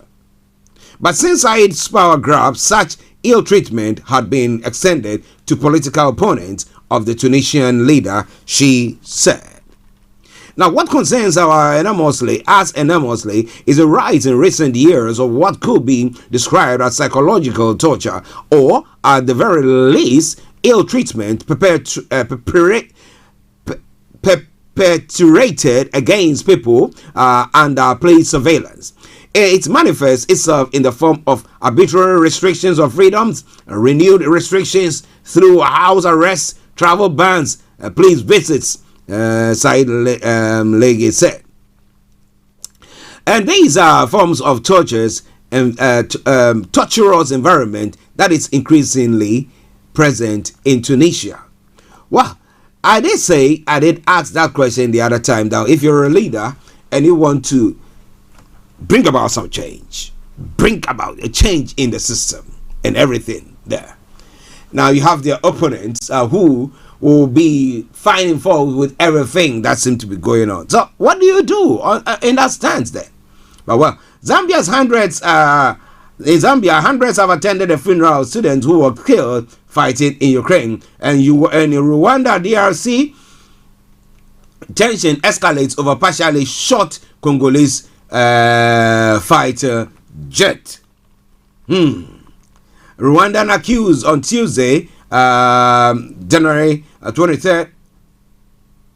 That was Tuesday, January 24th. A fighter plane from the Democratic Republic of Congo of violating its airspace, which Kinshasa denied. The latest episode in the heated tensions between the two countries since a rebel offensive in eastern DRC. On Tuesday at 17 hours 03, a Sukhoi 25 from the Democratic Republic of Congo violated for the third time the Rwandan airspace in the district of Rubavu, opposite the city of Goma, said Yolanda Makolo, spokeswoman for the Rwandan government, in a statement sent to AFP, adding that defensive measures have been taken. Without giving more details, Rwanda asked the DRC to stop this aggression, she concluded. But what do you think is going to happen there? Are they going to just cause this to escalate and then it end up into a full-blown war?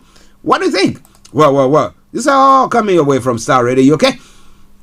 Your favorite African and Caribbean radio station in London. Well, interestingly, I think the military in Cote d'Ivoire have got their own special masks that they are putting on. It makes them quite monstrous or scary, whichever you want to say or name it or call it. Now, Ivory Coast on Tuesday, January 4, handed out top awards for 49 soldiers who were detained by Mali, triggered a bitter diplomatic spat between the two West African countries.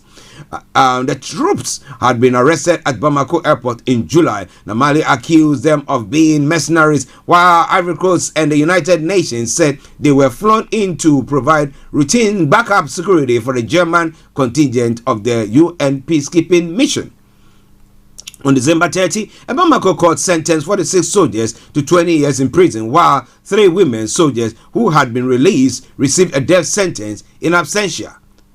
All 49 were pardoned by junta leader Assimi Goïta on January 6. In ceremony on Tuesday, the 49 were named Knights of the National Order of the Republic, the lowest of 3 ranks in the top award for service to the nation.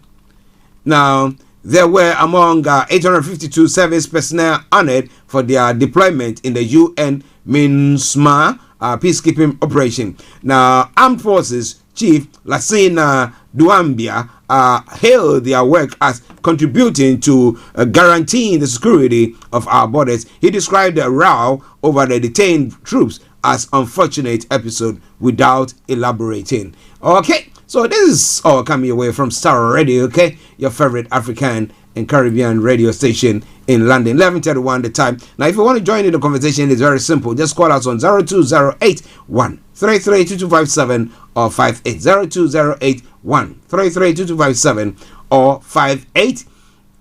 You happen to be in the US or Canada or the Caribbean area, it is 001-718-303-2737, 001-718-303-2737, and then you can text or WhatsApp us is 075-3966-1744, 075-3966-1744. Our Twitter handle is Starr Radio UK and email address is info@starradiouk.com. Well, the NDC have decided, you know what, we need to reshuffle. Well, and some people are saying that, well, there's an ulterior motive to it. But the National Democratic Congress has defended its decision to shake up its leadership in Parliament.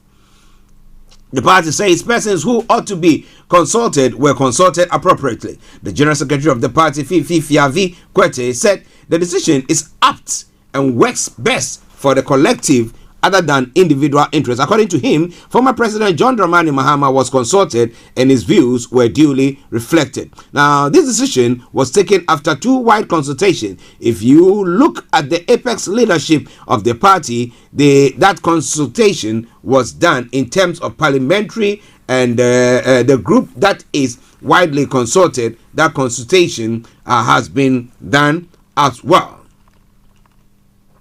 What needed to be done about the reshuffling was done, and the people duly consulted. All the key leaders have been consulted. The former President Mahama was consulted, and his views were duly reflected. The new and old leaders were informed and consulted, and he said in an interview to a radio station, the current leadership of the NDC in Parliament has been changed in all fronts. According to the party, Dr. Kessel Atoforsen has taken over from Haruna Idrisu as a new minority leader.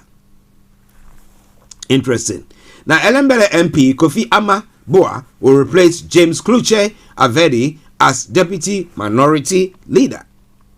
Now, Kwame Agboza becomes the chief whip for the opposition side and will be deputized by Banda MP Ahmed Ibrahim and Ada legislator Comfort Doyo Gansa, respectively. However, some NDC legislators have expressed their opposition to the decision, describing the development as a coup d'etat and questioning the rationale behind the change. Now, among them in Tamale Central is Tamale Central MP Ibrahim Mutala Muhammad, who said the timing of the decision by the party's hierarchy is wrong. Speaking this morning, the audibly displaced lawmaker explained that as far as he and other colleagues NDC are concerned, the current crop of parliamentary leadership have been diligent in their duties. Why this now? He therefore questioned the rationale for the change and criticized the party's leadership for failing to consult the entire minority caucus before effecting the changes. The timing is completely wrong. What is the basis of changing our parliamentary leadership? Mutala Muhammad decried. Well, let me bring you more on that front. It was quite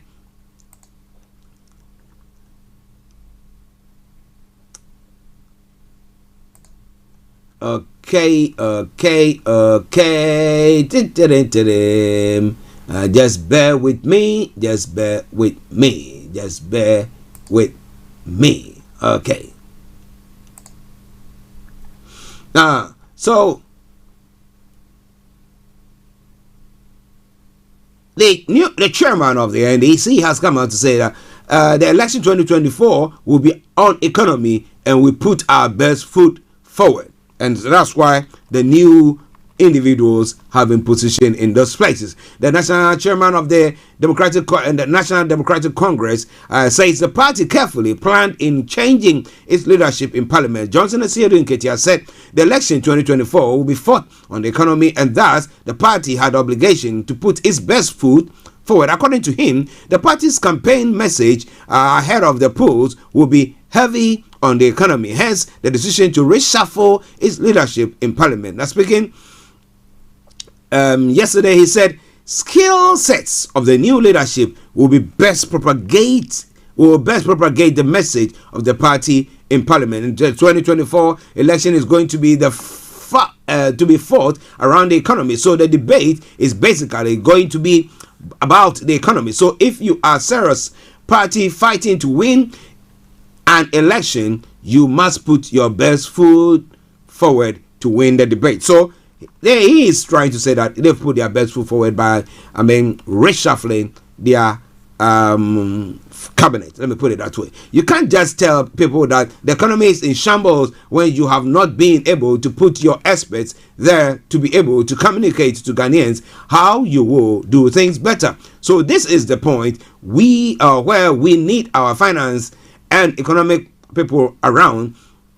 And that is why we put them there. Mr. Asiedu Nketia said the current leadership of the NDC in parliament have been changed on all fronts. According to the party, Dr. Kessel Ato-Forson has taken over from Haruna Idrisu, as I did say earlier on, as a new minority leader. Elembele MP Kofi Amaboa will replace James Kluche Afedi as deputy minority leader. Now, with the people who are upset, well, the MPs who seem to be upset about this reshuffling, how do you think it's going to pan out for them? But backbenchers are angered by this change. Haruna Idrisu spell as leader of the National Democratic Caucus in Parliament came to an end yesterday, January 24, when he, Asiedu Nketia led National Executive, announced that it had run changes in the leadership of the minority. From January 2017, Haruna Idrisu has served as the face of the NDC in Parliament, but Palace coup, as it could be described, has seen him and two others being replaced in the minority leadership. Even within the NDC, the decision, which was signed by General Secretary Fifi Kwete, has shocked many, as they had no idea what the executives were planning. As confirmed by Murtala Mohammed, the members of the minority caucus had no prior discussions with the party's leadership about the decision to oust Haruna Idrisu, Muntaka Mubarak, and James Kluche Afedi and replace them with Dr. Kessel Ato-Forson, Kwame Agbodza, and Emmanuel Kofi Amaboa, respectively. Well, so what do you think is going to be happening there? Do you think that is going to bring about a fractured front and that is going to cause them, or it's going to rather make them more formidable to be able to win the 2024 elections? What do you think? What do you really think? I would love to know. It is all coming your way from Starr Radio UK. It is your favorite African and Caribbean radio station in London.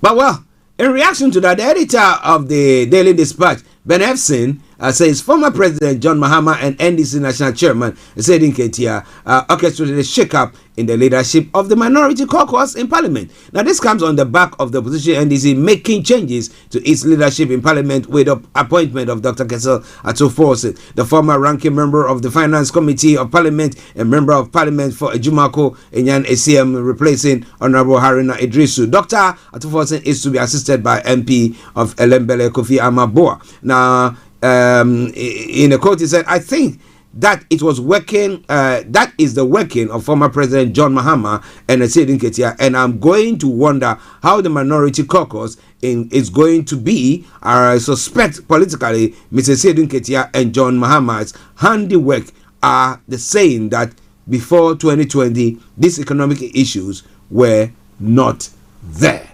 Okay, so let's see what happens. would that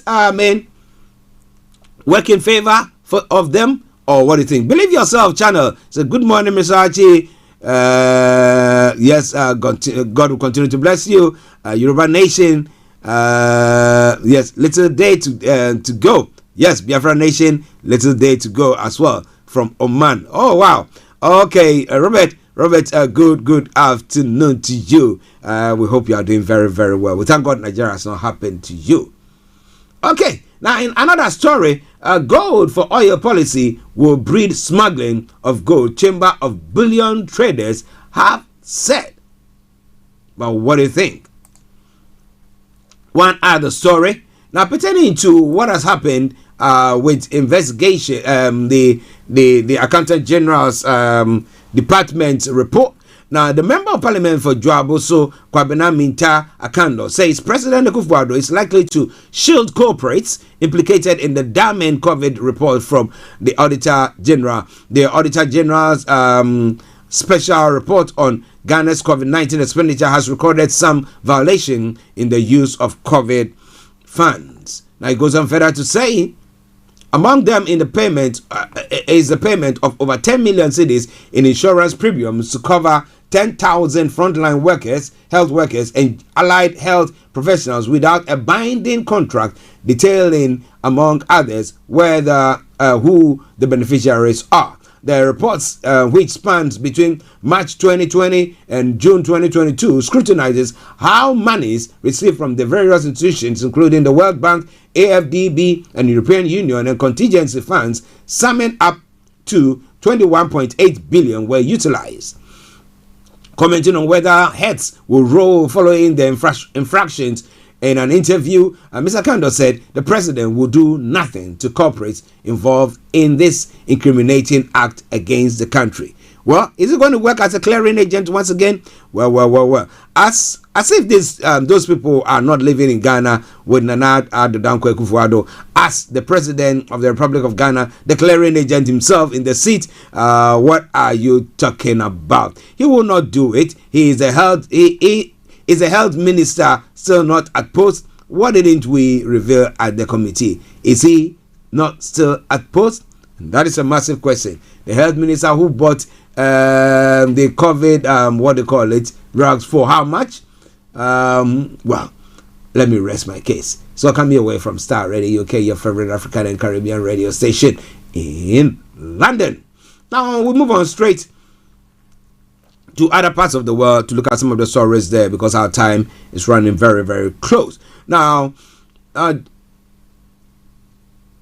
weeks of reluctance, Germany has agreed to send Leopard 2 tanks to Ukraine in what Kyiv hopes will be a game changer on the battlefield. Now, Chancellor Olaf Scholz announced the decision to send 14 tanks and allow other countries to send theirs too at a cabinet meeting on Wednesday. Now, U.S. President Joe Biden administration is also expected to announce plans to send at least 30 M1 Abrams tanks. Now, a Kremlin spokesman earlier said the tanks will burn like all the rest. Now, Dmitry Peskov said there was an overestimation of the potential the tanks will bring the Ukrainian army and called the move a failed plan. But Ukrainian officials insist that they are urgently in need of heavier weapons and say sufficient battle tanks could help Kyiv forces seize back territory from the Russians. A German government spokesman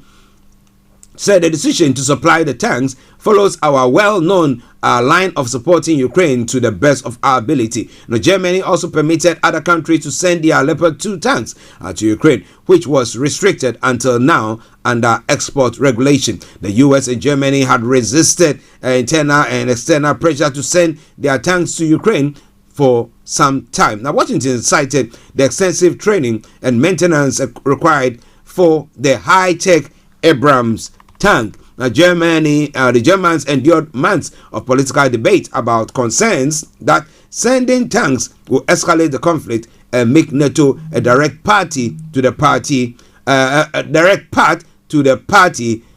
the war with Russia. Now, U.S. media is reporting that an announcement regarding Abrams shipment to Ukraine could come as soon as Wednesday. Now, with unnamed officials cited as saying at least 30 could be sent. However, the timing remains unclear, and it could take many months for the U.S. combat vehicles to reach the battlefront. Germany officials have reportedly been insisting they would only agree to the transfer of Leopard 2 to the Ukraine if the U.S. also sent M1 Abrams. Why?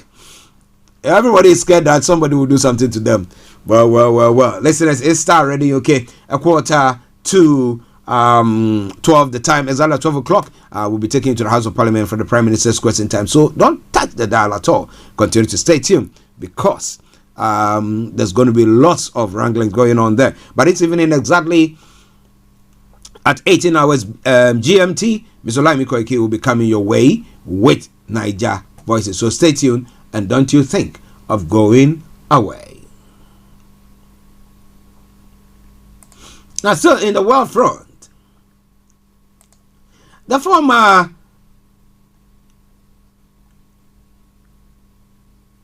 the former U.S. Secretary of State Mike Pompeo has said that India and Pakistan came close to a nuclear conflagration in February 2019.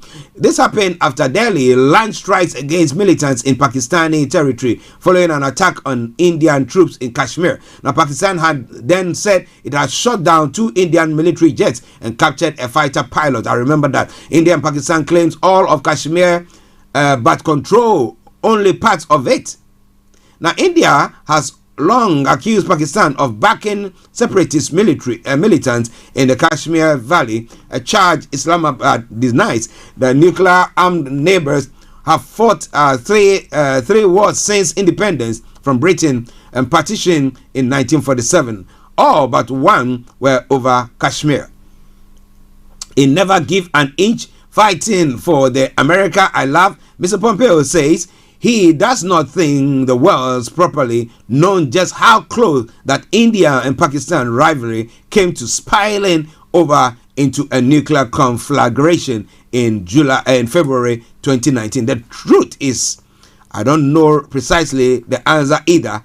I just know it was too close, he writes there. So are we seeing same when it comes to the Ukrainian war, where Russia is threatening that the fact that the Western world are giving all these ammunitions or armored vehicles and all stuff support to Ukraine means that now they're going to be looking that you are also part of it. You think that's what is happening? Well. It is Starr Radio UK.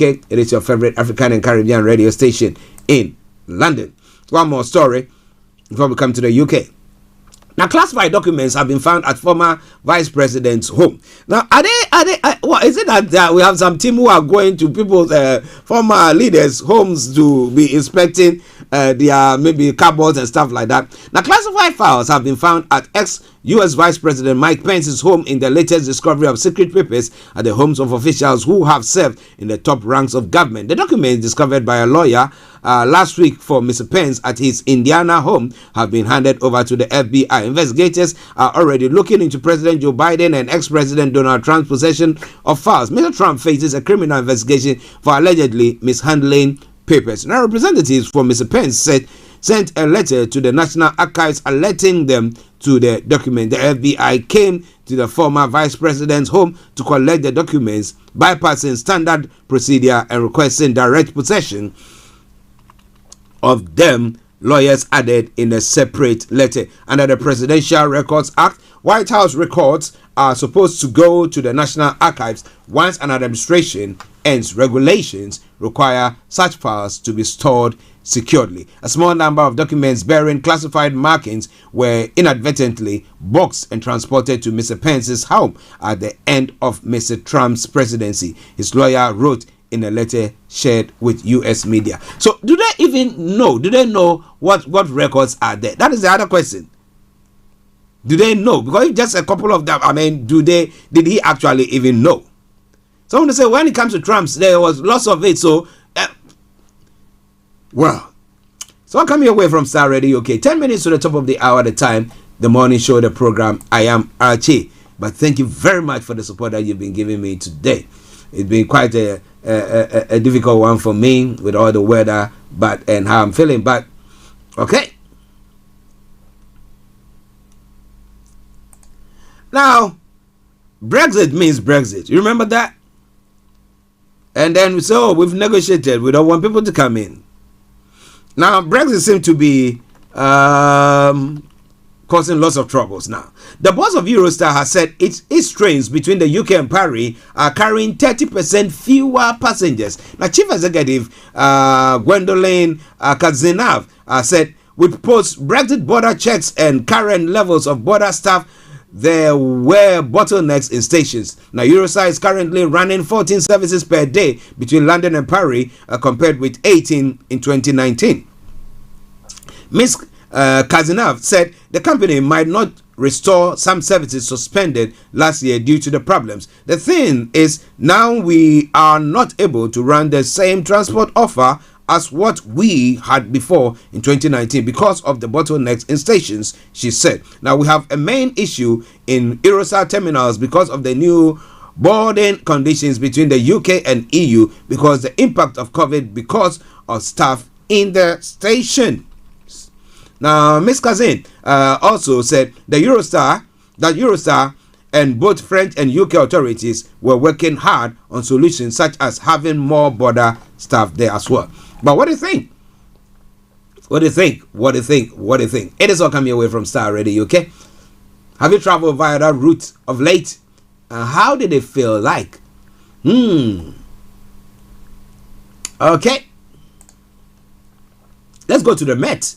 Now, 2 or 3 Met officers to face court a week, Commissioner says. That's quite a serious one. Now, 2 or 3 Met officers per week are expected to appear in court on criminal charges in the coming weeks and months. The force chief says Commissioner Sir Mark Rowley made comments to the Greater London Authority Police and Crime Committee. He says the cases tend to be a mix of violence against women and girls, offences including domestic abuse and sexual offences. He added there is a trickle of them and more are going to be surfacing.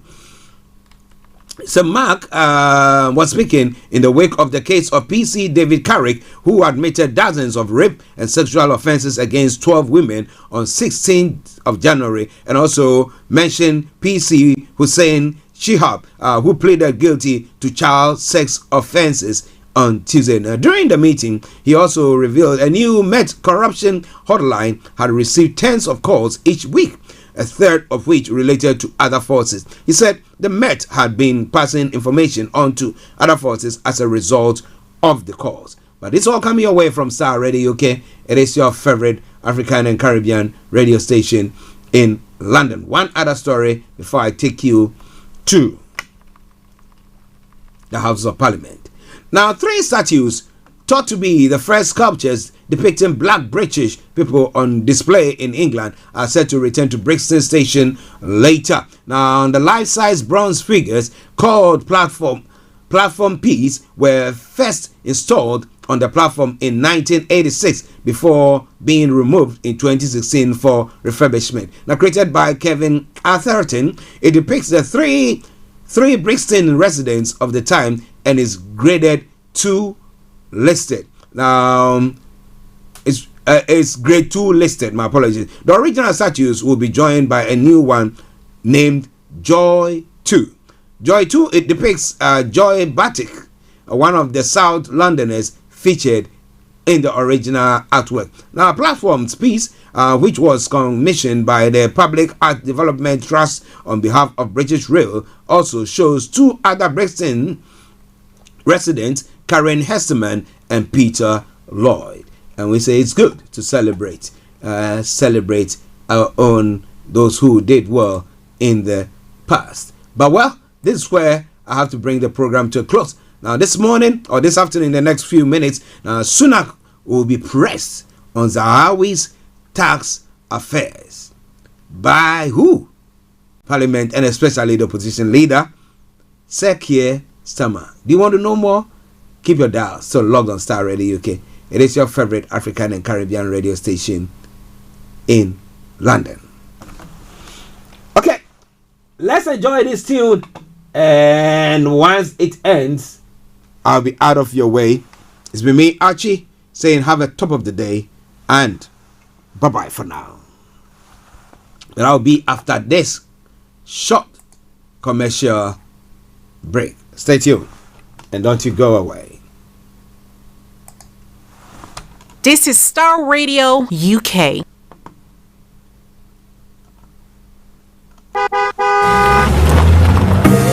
Make that move now this festive season to your new home address at GHS Housing Estates. From now to 31st January 2023, we are offering you an amazing 5% buyer's discount on all purchases on our expandable 1, 2, 3 and 4 bedroom detached homes at Cochrane Villa, Pokwase, just 5 minutes drive from the interchange. The Mayflower and the new Hazel Courts at Kuntusi, 20 minutes drive from Achimota Mall. Beautiful homes in a serene and gated community with flexible payment plans available. Call us now on 0544 347 980 or 0544 347 981. GHS Housing Estates. View it, love it, own it.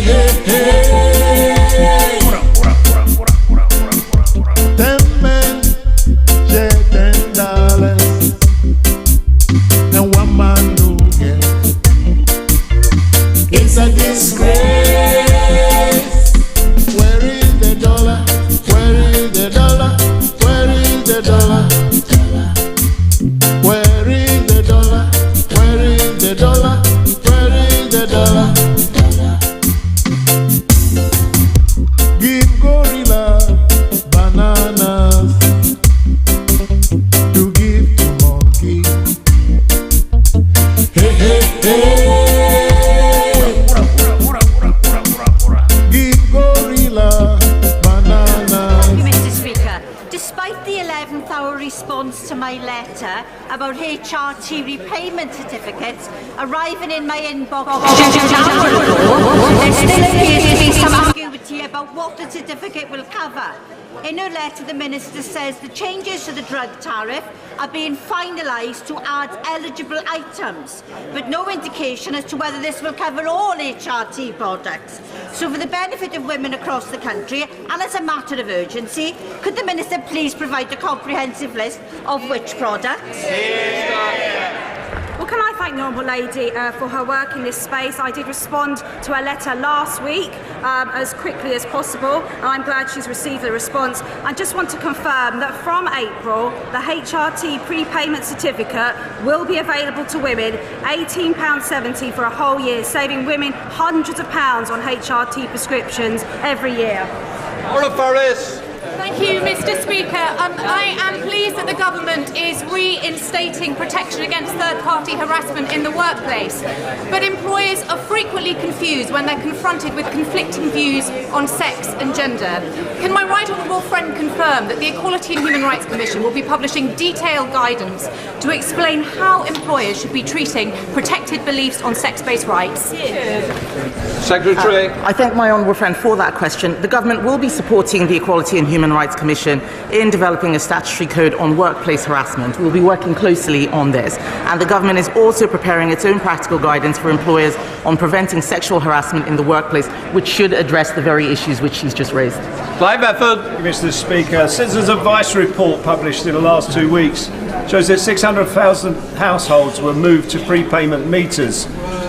There are bound to be many people who are vulnerable and disabled who have been moved onto those prepayment meters in that time. Can she say what she's been doing to ensure that practice ceases and to protect those people in the future? Well, I thank the honourable gentleman for raising that issue, and I believe it's going to be discussed further between the Department for Bays and also with the support that we give at DWP. I'm very proud to be bringing forward the next stage of the Household Support Fund and the cost of living payments. And I would say to anybody who is concerned about making payments, contact their energy supplier, use the benefits calculator on .gov.uk, and also make sure they look at the support for the cost of living household support fund through their local authority. Little Richards. A group are reported to be committing, by the UN and others, atrocities atrocities including rape against women and girls in Ukraine on behalf of their Russian paymasters. So will the Secretary of State raise this with Cabinet colleagues and urge the government to prescribe the group as a terrorist organisation?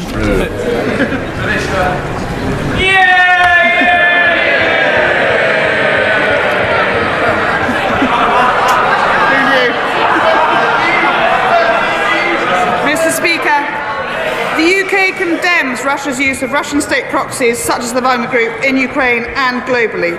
And Wagner mercenaries operating in Ukraine in support of the Russian invasion, present in other conflict settings, including Mali and the Central African Republic, are continuing to bring us huge challenges. We are continuing to work with the Ukrainian government on tackling conflict-related sexual violence, including through UK expertise to support the investigations through the Atrocity Crimes Advisory Group, and we will not stop to provide that support. Final question, Rushanara Ali. Thank you, Mr. Speaker. The average cost of a full-time nursery place for a child under 2 when there's no government support costs around £14,000 a year, and much more in London.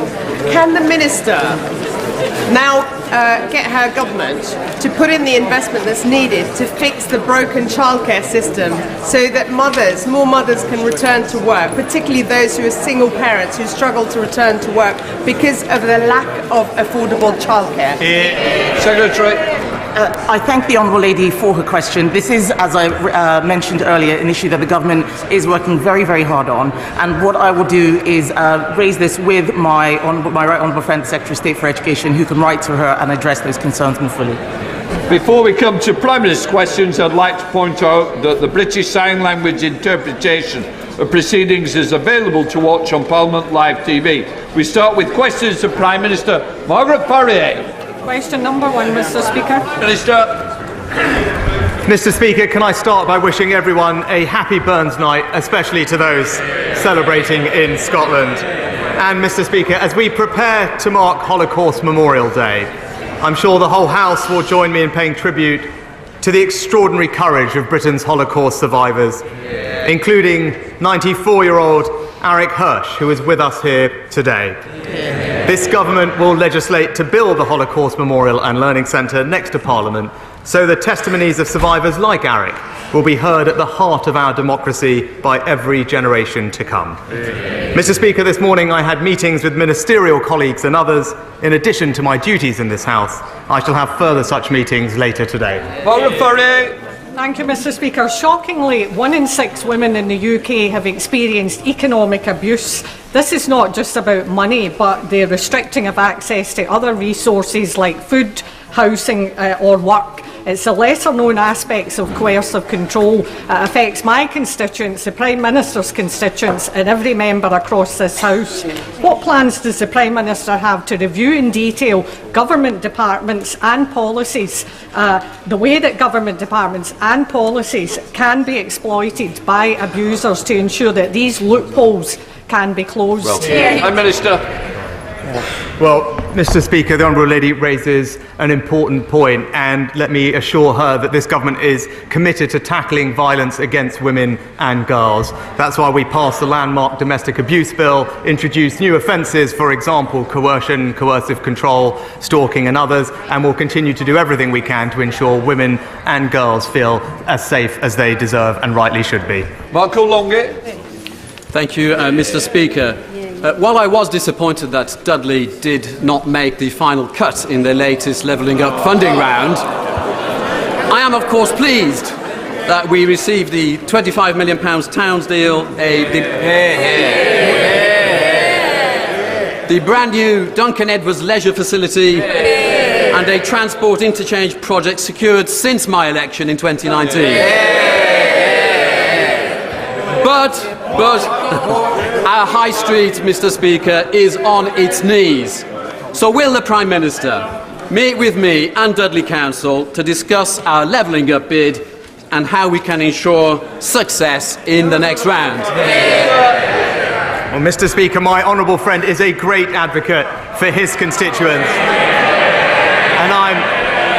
And I'm delighted that, thanks to his efforts, Dudley has received £25 million from the Towns Fund. I know there will be disappointment about the Levelling Up Fund, but all bids, including that made by Dudley Council, can receive feedback to strengthen their bid for future rounds of funding, and I would be very happy to meet him further to discuss. We now come to Leader of the Opposition, Keir Starmer. Thank you, Mr. Speaker. This week we will remember the 6 million Jews murdered in the Holocaust and all those scarred by genocide since, as we mark Holocaust Memorial Day. We must all commit across this House to defeat prejudice and hatred wherever we may find it.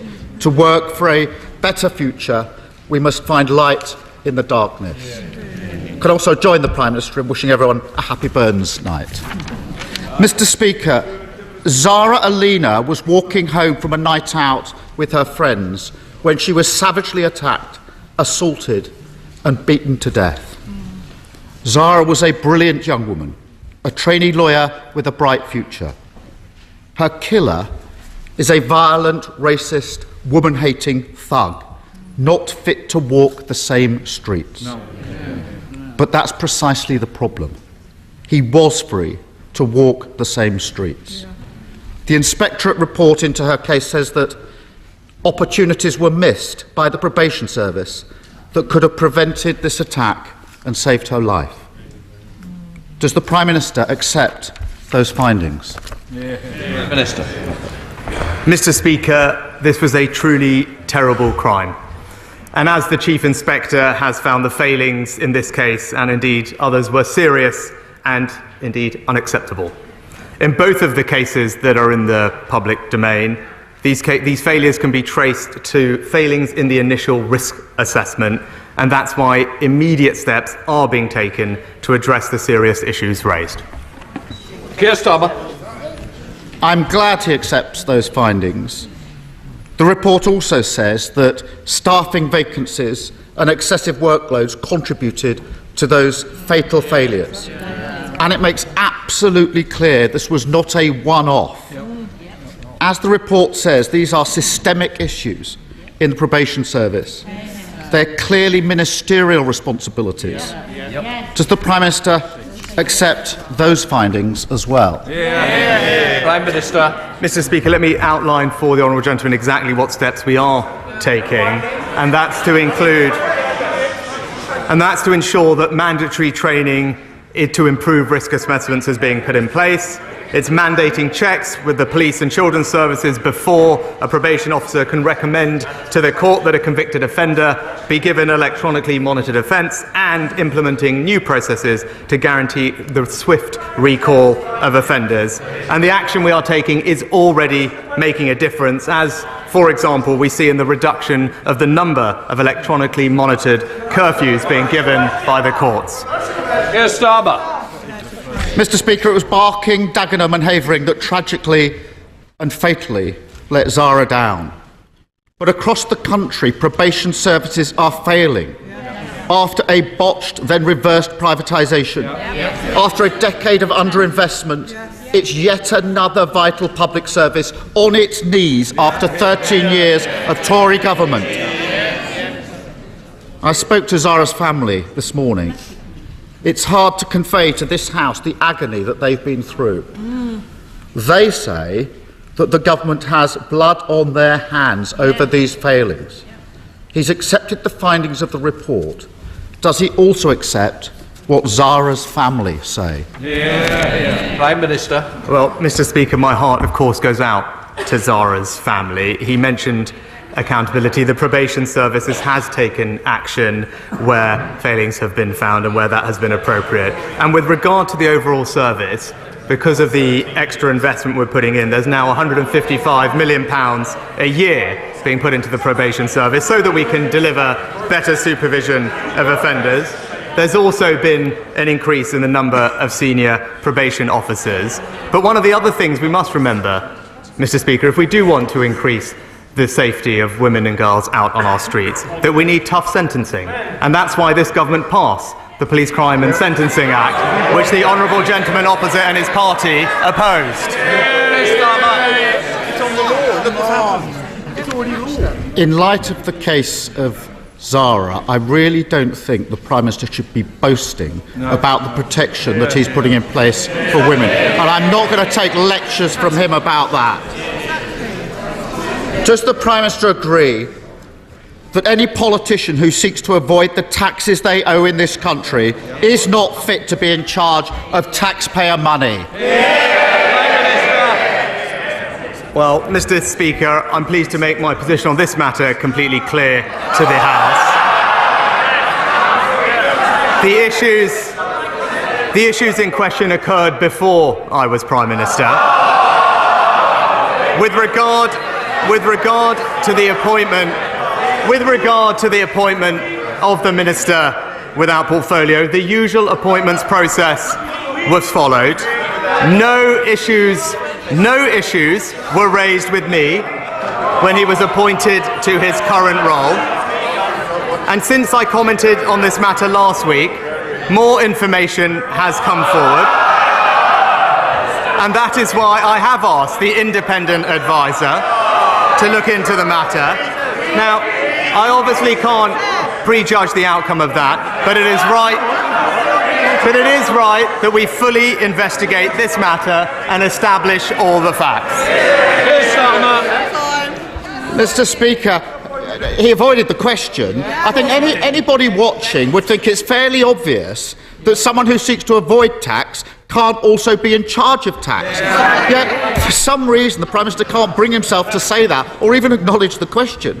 Now, last week, the Prime Minister told this House that the chair of the Tory party had addressed his tax affairs in full and there was nothing to add. This week, after days of public pressure, the Prime Minister now says there are serious questions to answer.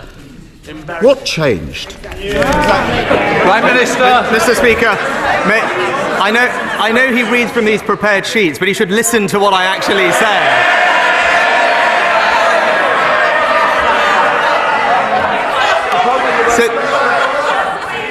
Since I commented on this matter last week, more information, including a statement by the Minister without portfolio, has entered the public domain, which is why it's right that we do establish the facts. And Mr. Speaker, let me take a step back. Now, of course, the politically expedient thing to do would be for me to have said that this matter must have been resolved by Wednesday at noon. But I believe in proper due process. That's why I appointed an independent advisor, and that's why the independent advisor is doing his job. But the opposition can't have it both ways. The shadow leader, his party chair, both urged me and the government to appoint an independent advisor, and now he objects to that independent advisor doing their job. It's simple political opportunism, and everyone can see through it.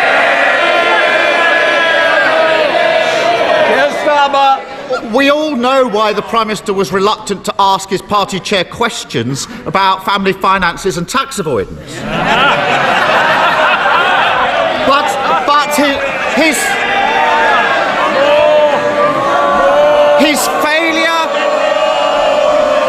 his failure to sack him when the whole country can see what's going on shows how hopelessly weak he is. A Prime Minister overseeing chaos, overwhelmed at every turn. He can't say when ambulances will get to heart attack victims again. He can't say when the prison system will keep streets safe again. He can't even deal with tax avoiders in his own cabinet. Is he starting to wonder if this job is just too big for him?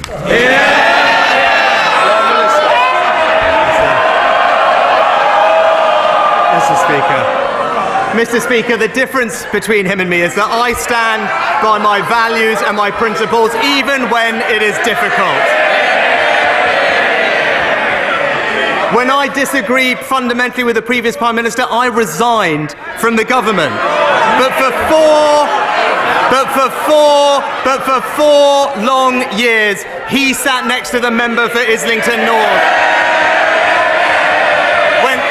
When anti-Semitism ran rife, when his predecessor sided with our opponents.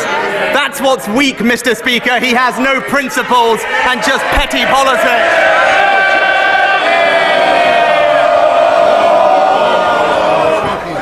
Thank you very much, Mr. Speaker.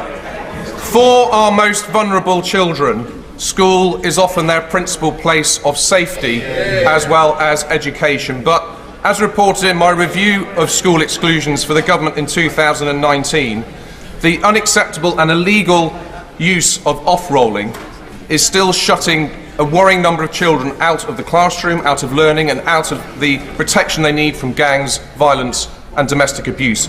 And whilst there has been some impressive and excellent work done by the Department of Education to address this terrible practice, what more can my right honourable friend do to ensure that we now permanently exclude off-rolling from our schools? Prime Minister. Well, my honourable friend raises an important issue, and the government is clear that off-rolling is unlawful and unacceptable in any form, and the Department for Education continues to work with Ofsted to tackle it. Where Ofsted finds it, it will always be addressed in the inspection report, and it could also lead to a school's leadership being judged inadequate. We now come to the Leader of the SNP, Stephen Flynn. Mr. Speaker, let me start by echoing the sentiments of the Prime Minister and the Leader of the Opposition in relation to Holocaust Memorial Day. Truly horrific crimes that we must never forget and endeavour to ensure are never repeated. May I also send my heartfelt thoughts, and indeed I hope those of all across the Chamber, to the firefighter who's in serious condition in Edinburgh at this moment in time following the blaze in Edinburgh just a few days ago. Mr. Speaker, may I ask the Prime Minister, what advice would he have for individuals seeking to protect their personal finances? Should they seek out a future chair of the BBC to help secure an £800,000 loan? Should they set up a trust in Gibraltar and hope that HMRC simply don't notice? Or should they do as others have done and simply apply for non-dom status? Prime Minister. Mr. Speaker, let me share with the honourable gentleman expressing my sympathies to the families and indeed the firefighter who's currently in hospital. I'm sorry to hear that and wish him a speedy recovery. Mr. Speaker, I'm proud of the record of this government is supporting the most vulnerable in our society. Just this winter, helping all families £900 with their energy bills, raising the national living wage to record levels and ensuring that our pensioners get the support they need. That's what this government is doing to ensure financial security in this country. I'm not sure what question the Prime Minister thought I asked, but that certainly was not it, Mr. Speaker. But let's be clear about this. This is now a matter of the Prime Minister's own integrity and accountability. After all, when there was questions about the Home Secretary, the Secretary, and concerns about her role in relation to national security, he chose to back her.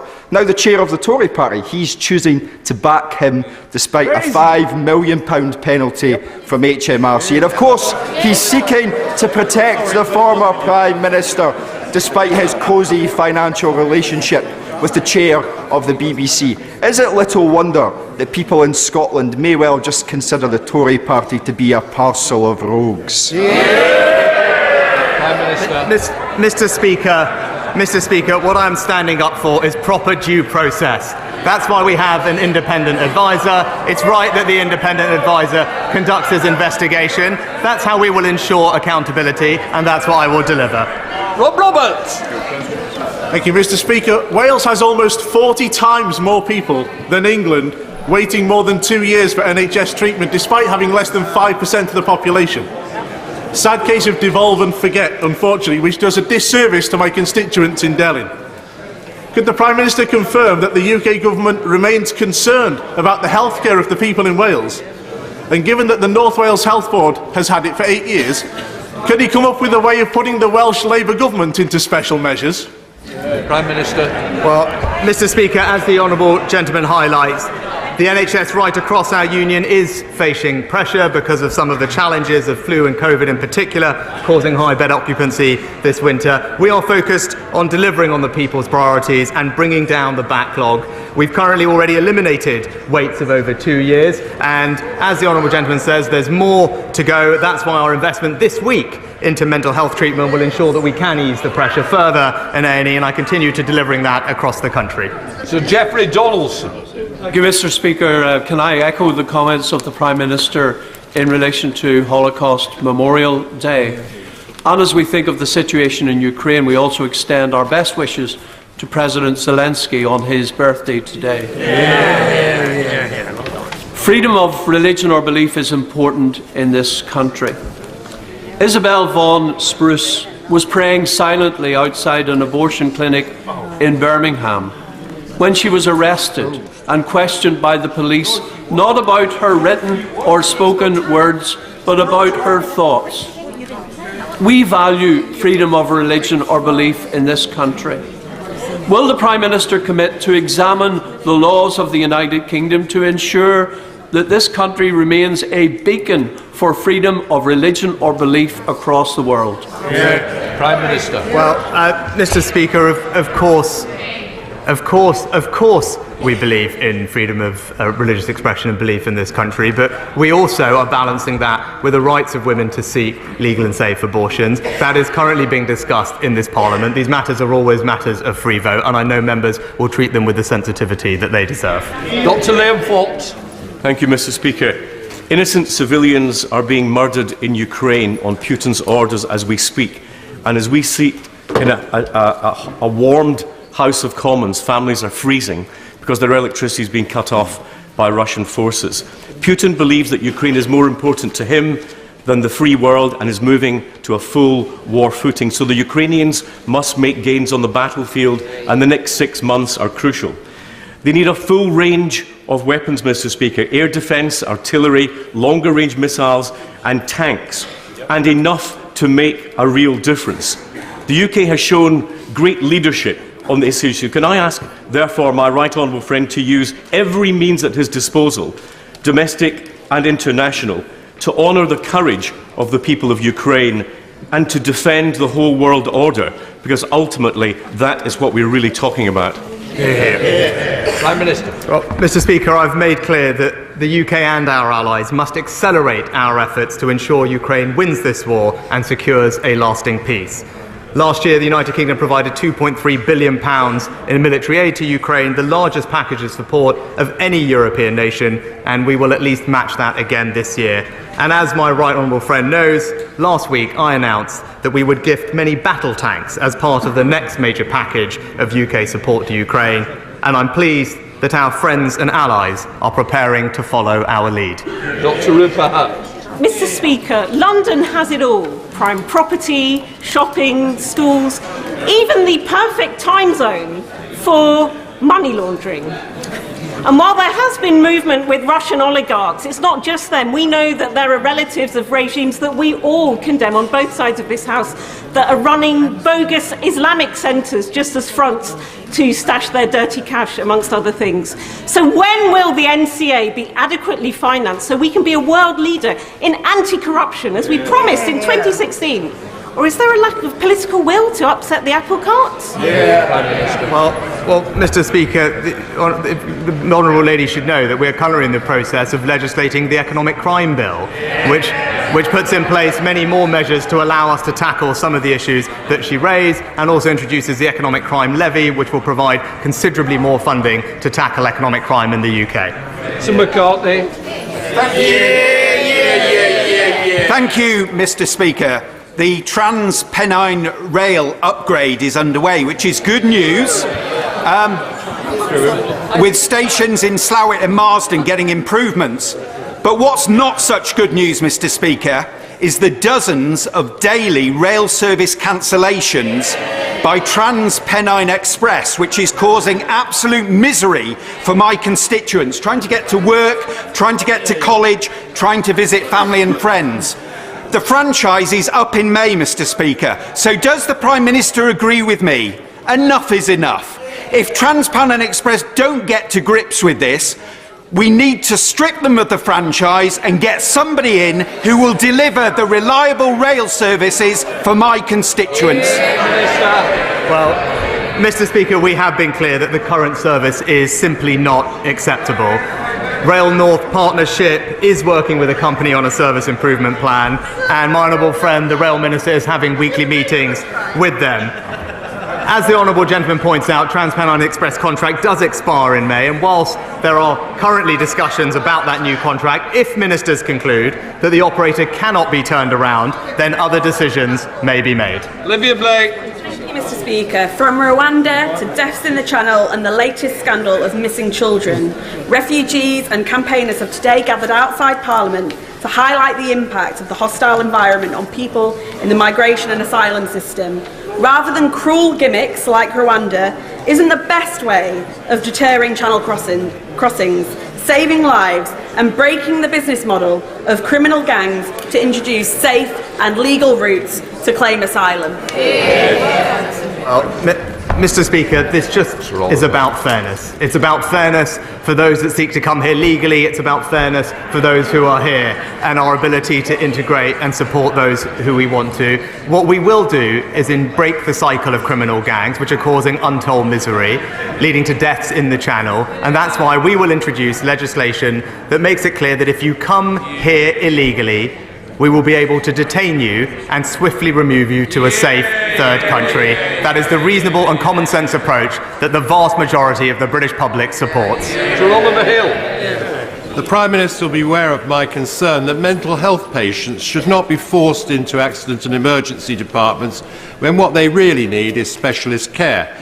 Can he say more about the extra money that's being made available for urgent mental health care facilities, and also what impact he thinks that'll have, first on the treatment of mental health patients, but also on the general situation in A&E departments? Prime Minister. My right honourable friend is absolutely right. People in mental health crisis deserve compassionate care in a safe and appropriate setting, and too often they end up in A&E when they should be receiving specialist treatment elsewhere. This week's announcement is in mental health ambulances, crisis cafes, crisis houses, and mental health urgent treatment centres. Will make sure that patients do get the vital help they need whilst easing pressures on emergency departments and freeing up staff time. My right honourable friend is absolutely right to highlight this issue. Our announcement this week will make a major difference. As a trustee of the Holocaust Memorial Day Trust, this week I was honoured to hear from Leah Lesser, a Holocaust survivor who came to this country by herself at the age of 8 because her parents believed that the UK was a safe haven for vulnerable children.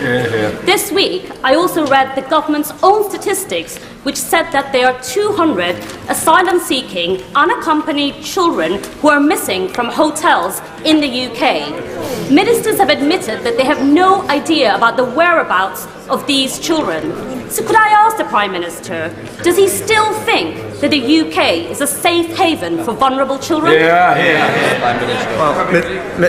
Mr. Speaker, the United Kingdom has opened up its hearts and homes to hundreds of thousands of people over the last few years, from Syria, from Afghanistan, from Ukraine, from Hong Kong, and provided refuge and sanctuary to many children in that process. But the reports that we have read about are concerning. Local authorities have a statutory duty to protect all children, regardless of where they go missing from. And in that situation, they work closely with the local agencies, including the police, to establish their whereabouts. And that's why it's so important that we end the use of hotels for unaccompanied asylum seekers and reduce pressure on the overall system. That's what our plans will do. James Duddridge. Thank you, Mr. Speaker. Constituents in Southend and Rochford very much welcome the energy bill support scheme that's helped 99% of households around the United Kingdom with rising fuel prices despite Putin's barbaric war in Ukraine. Can the Prime Minister assure my constituents and indeed this House that he's committed to continue helping with the cost of living, not only this winter, but next winter? Well, my honourable friend is absolutely right about this government's commitment to support all families with the cost of living. This winter, around £900 of support, but next year, as the energy price guarantee evolves, it will still be there to support families with around £500 of support. And this comes on top of record increases in the national living wage,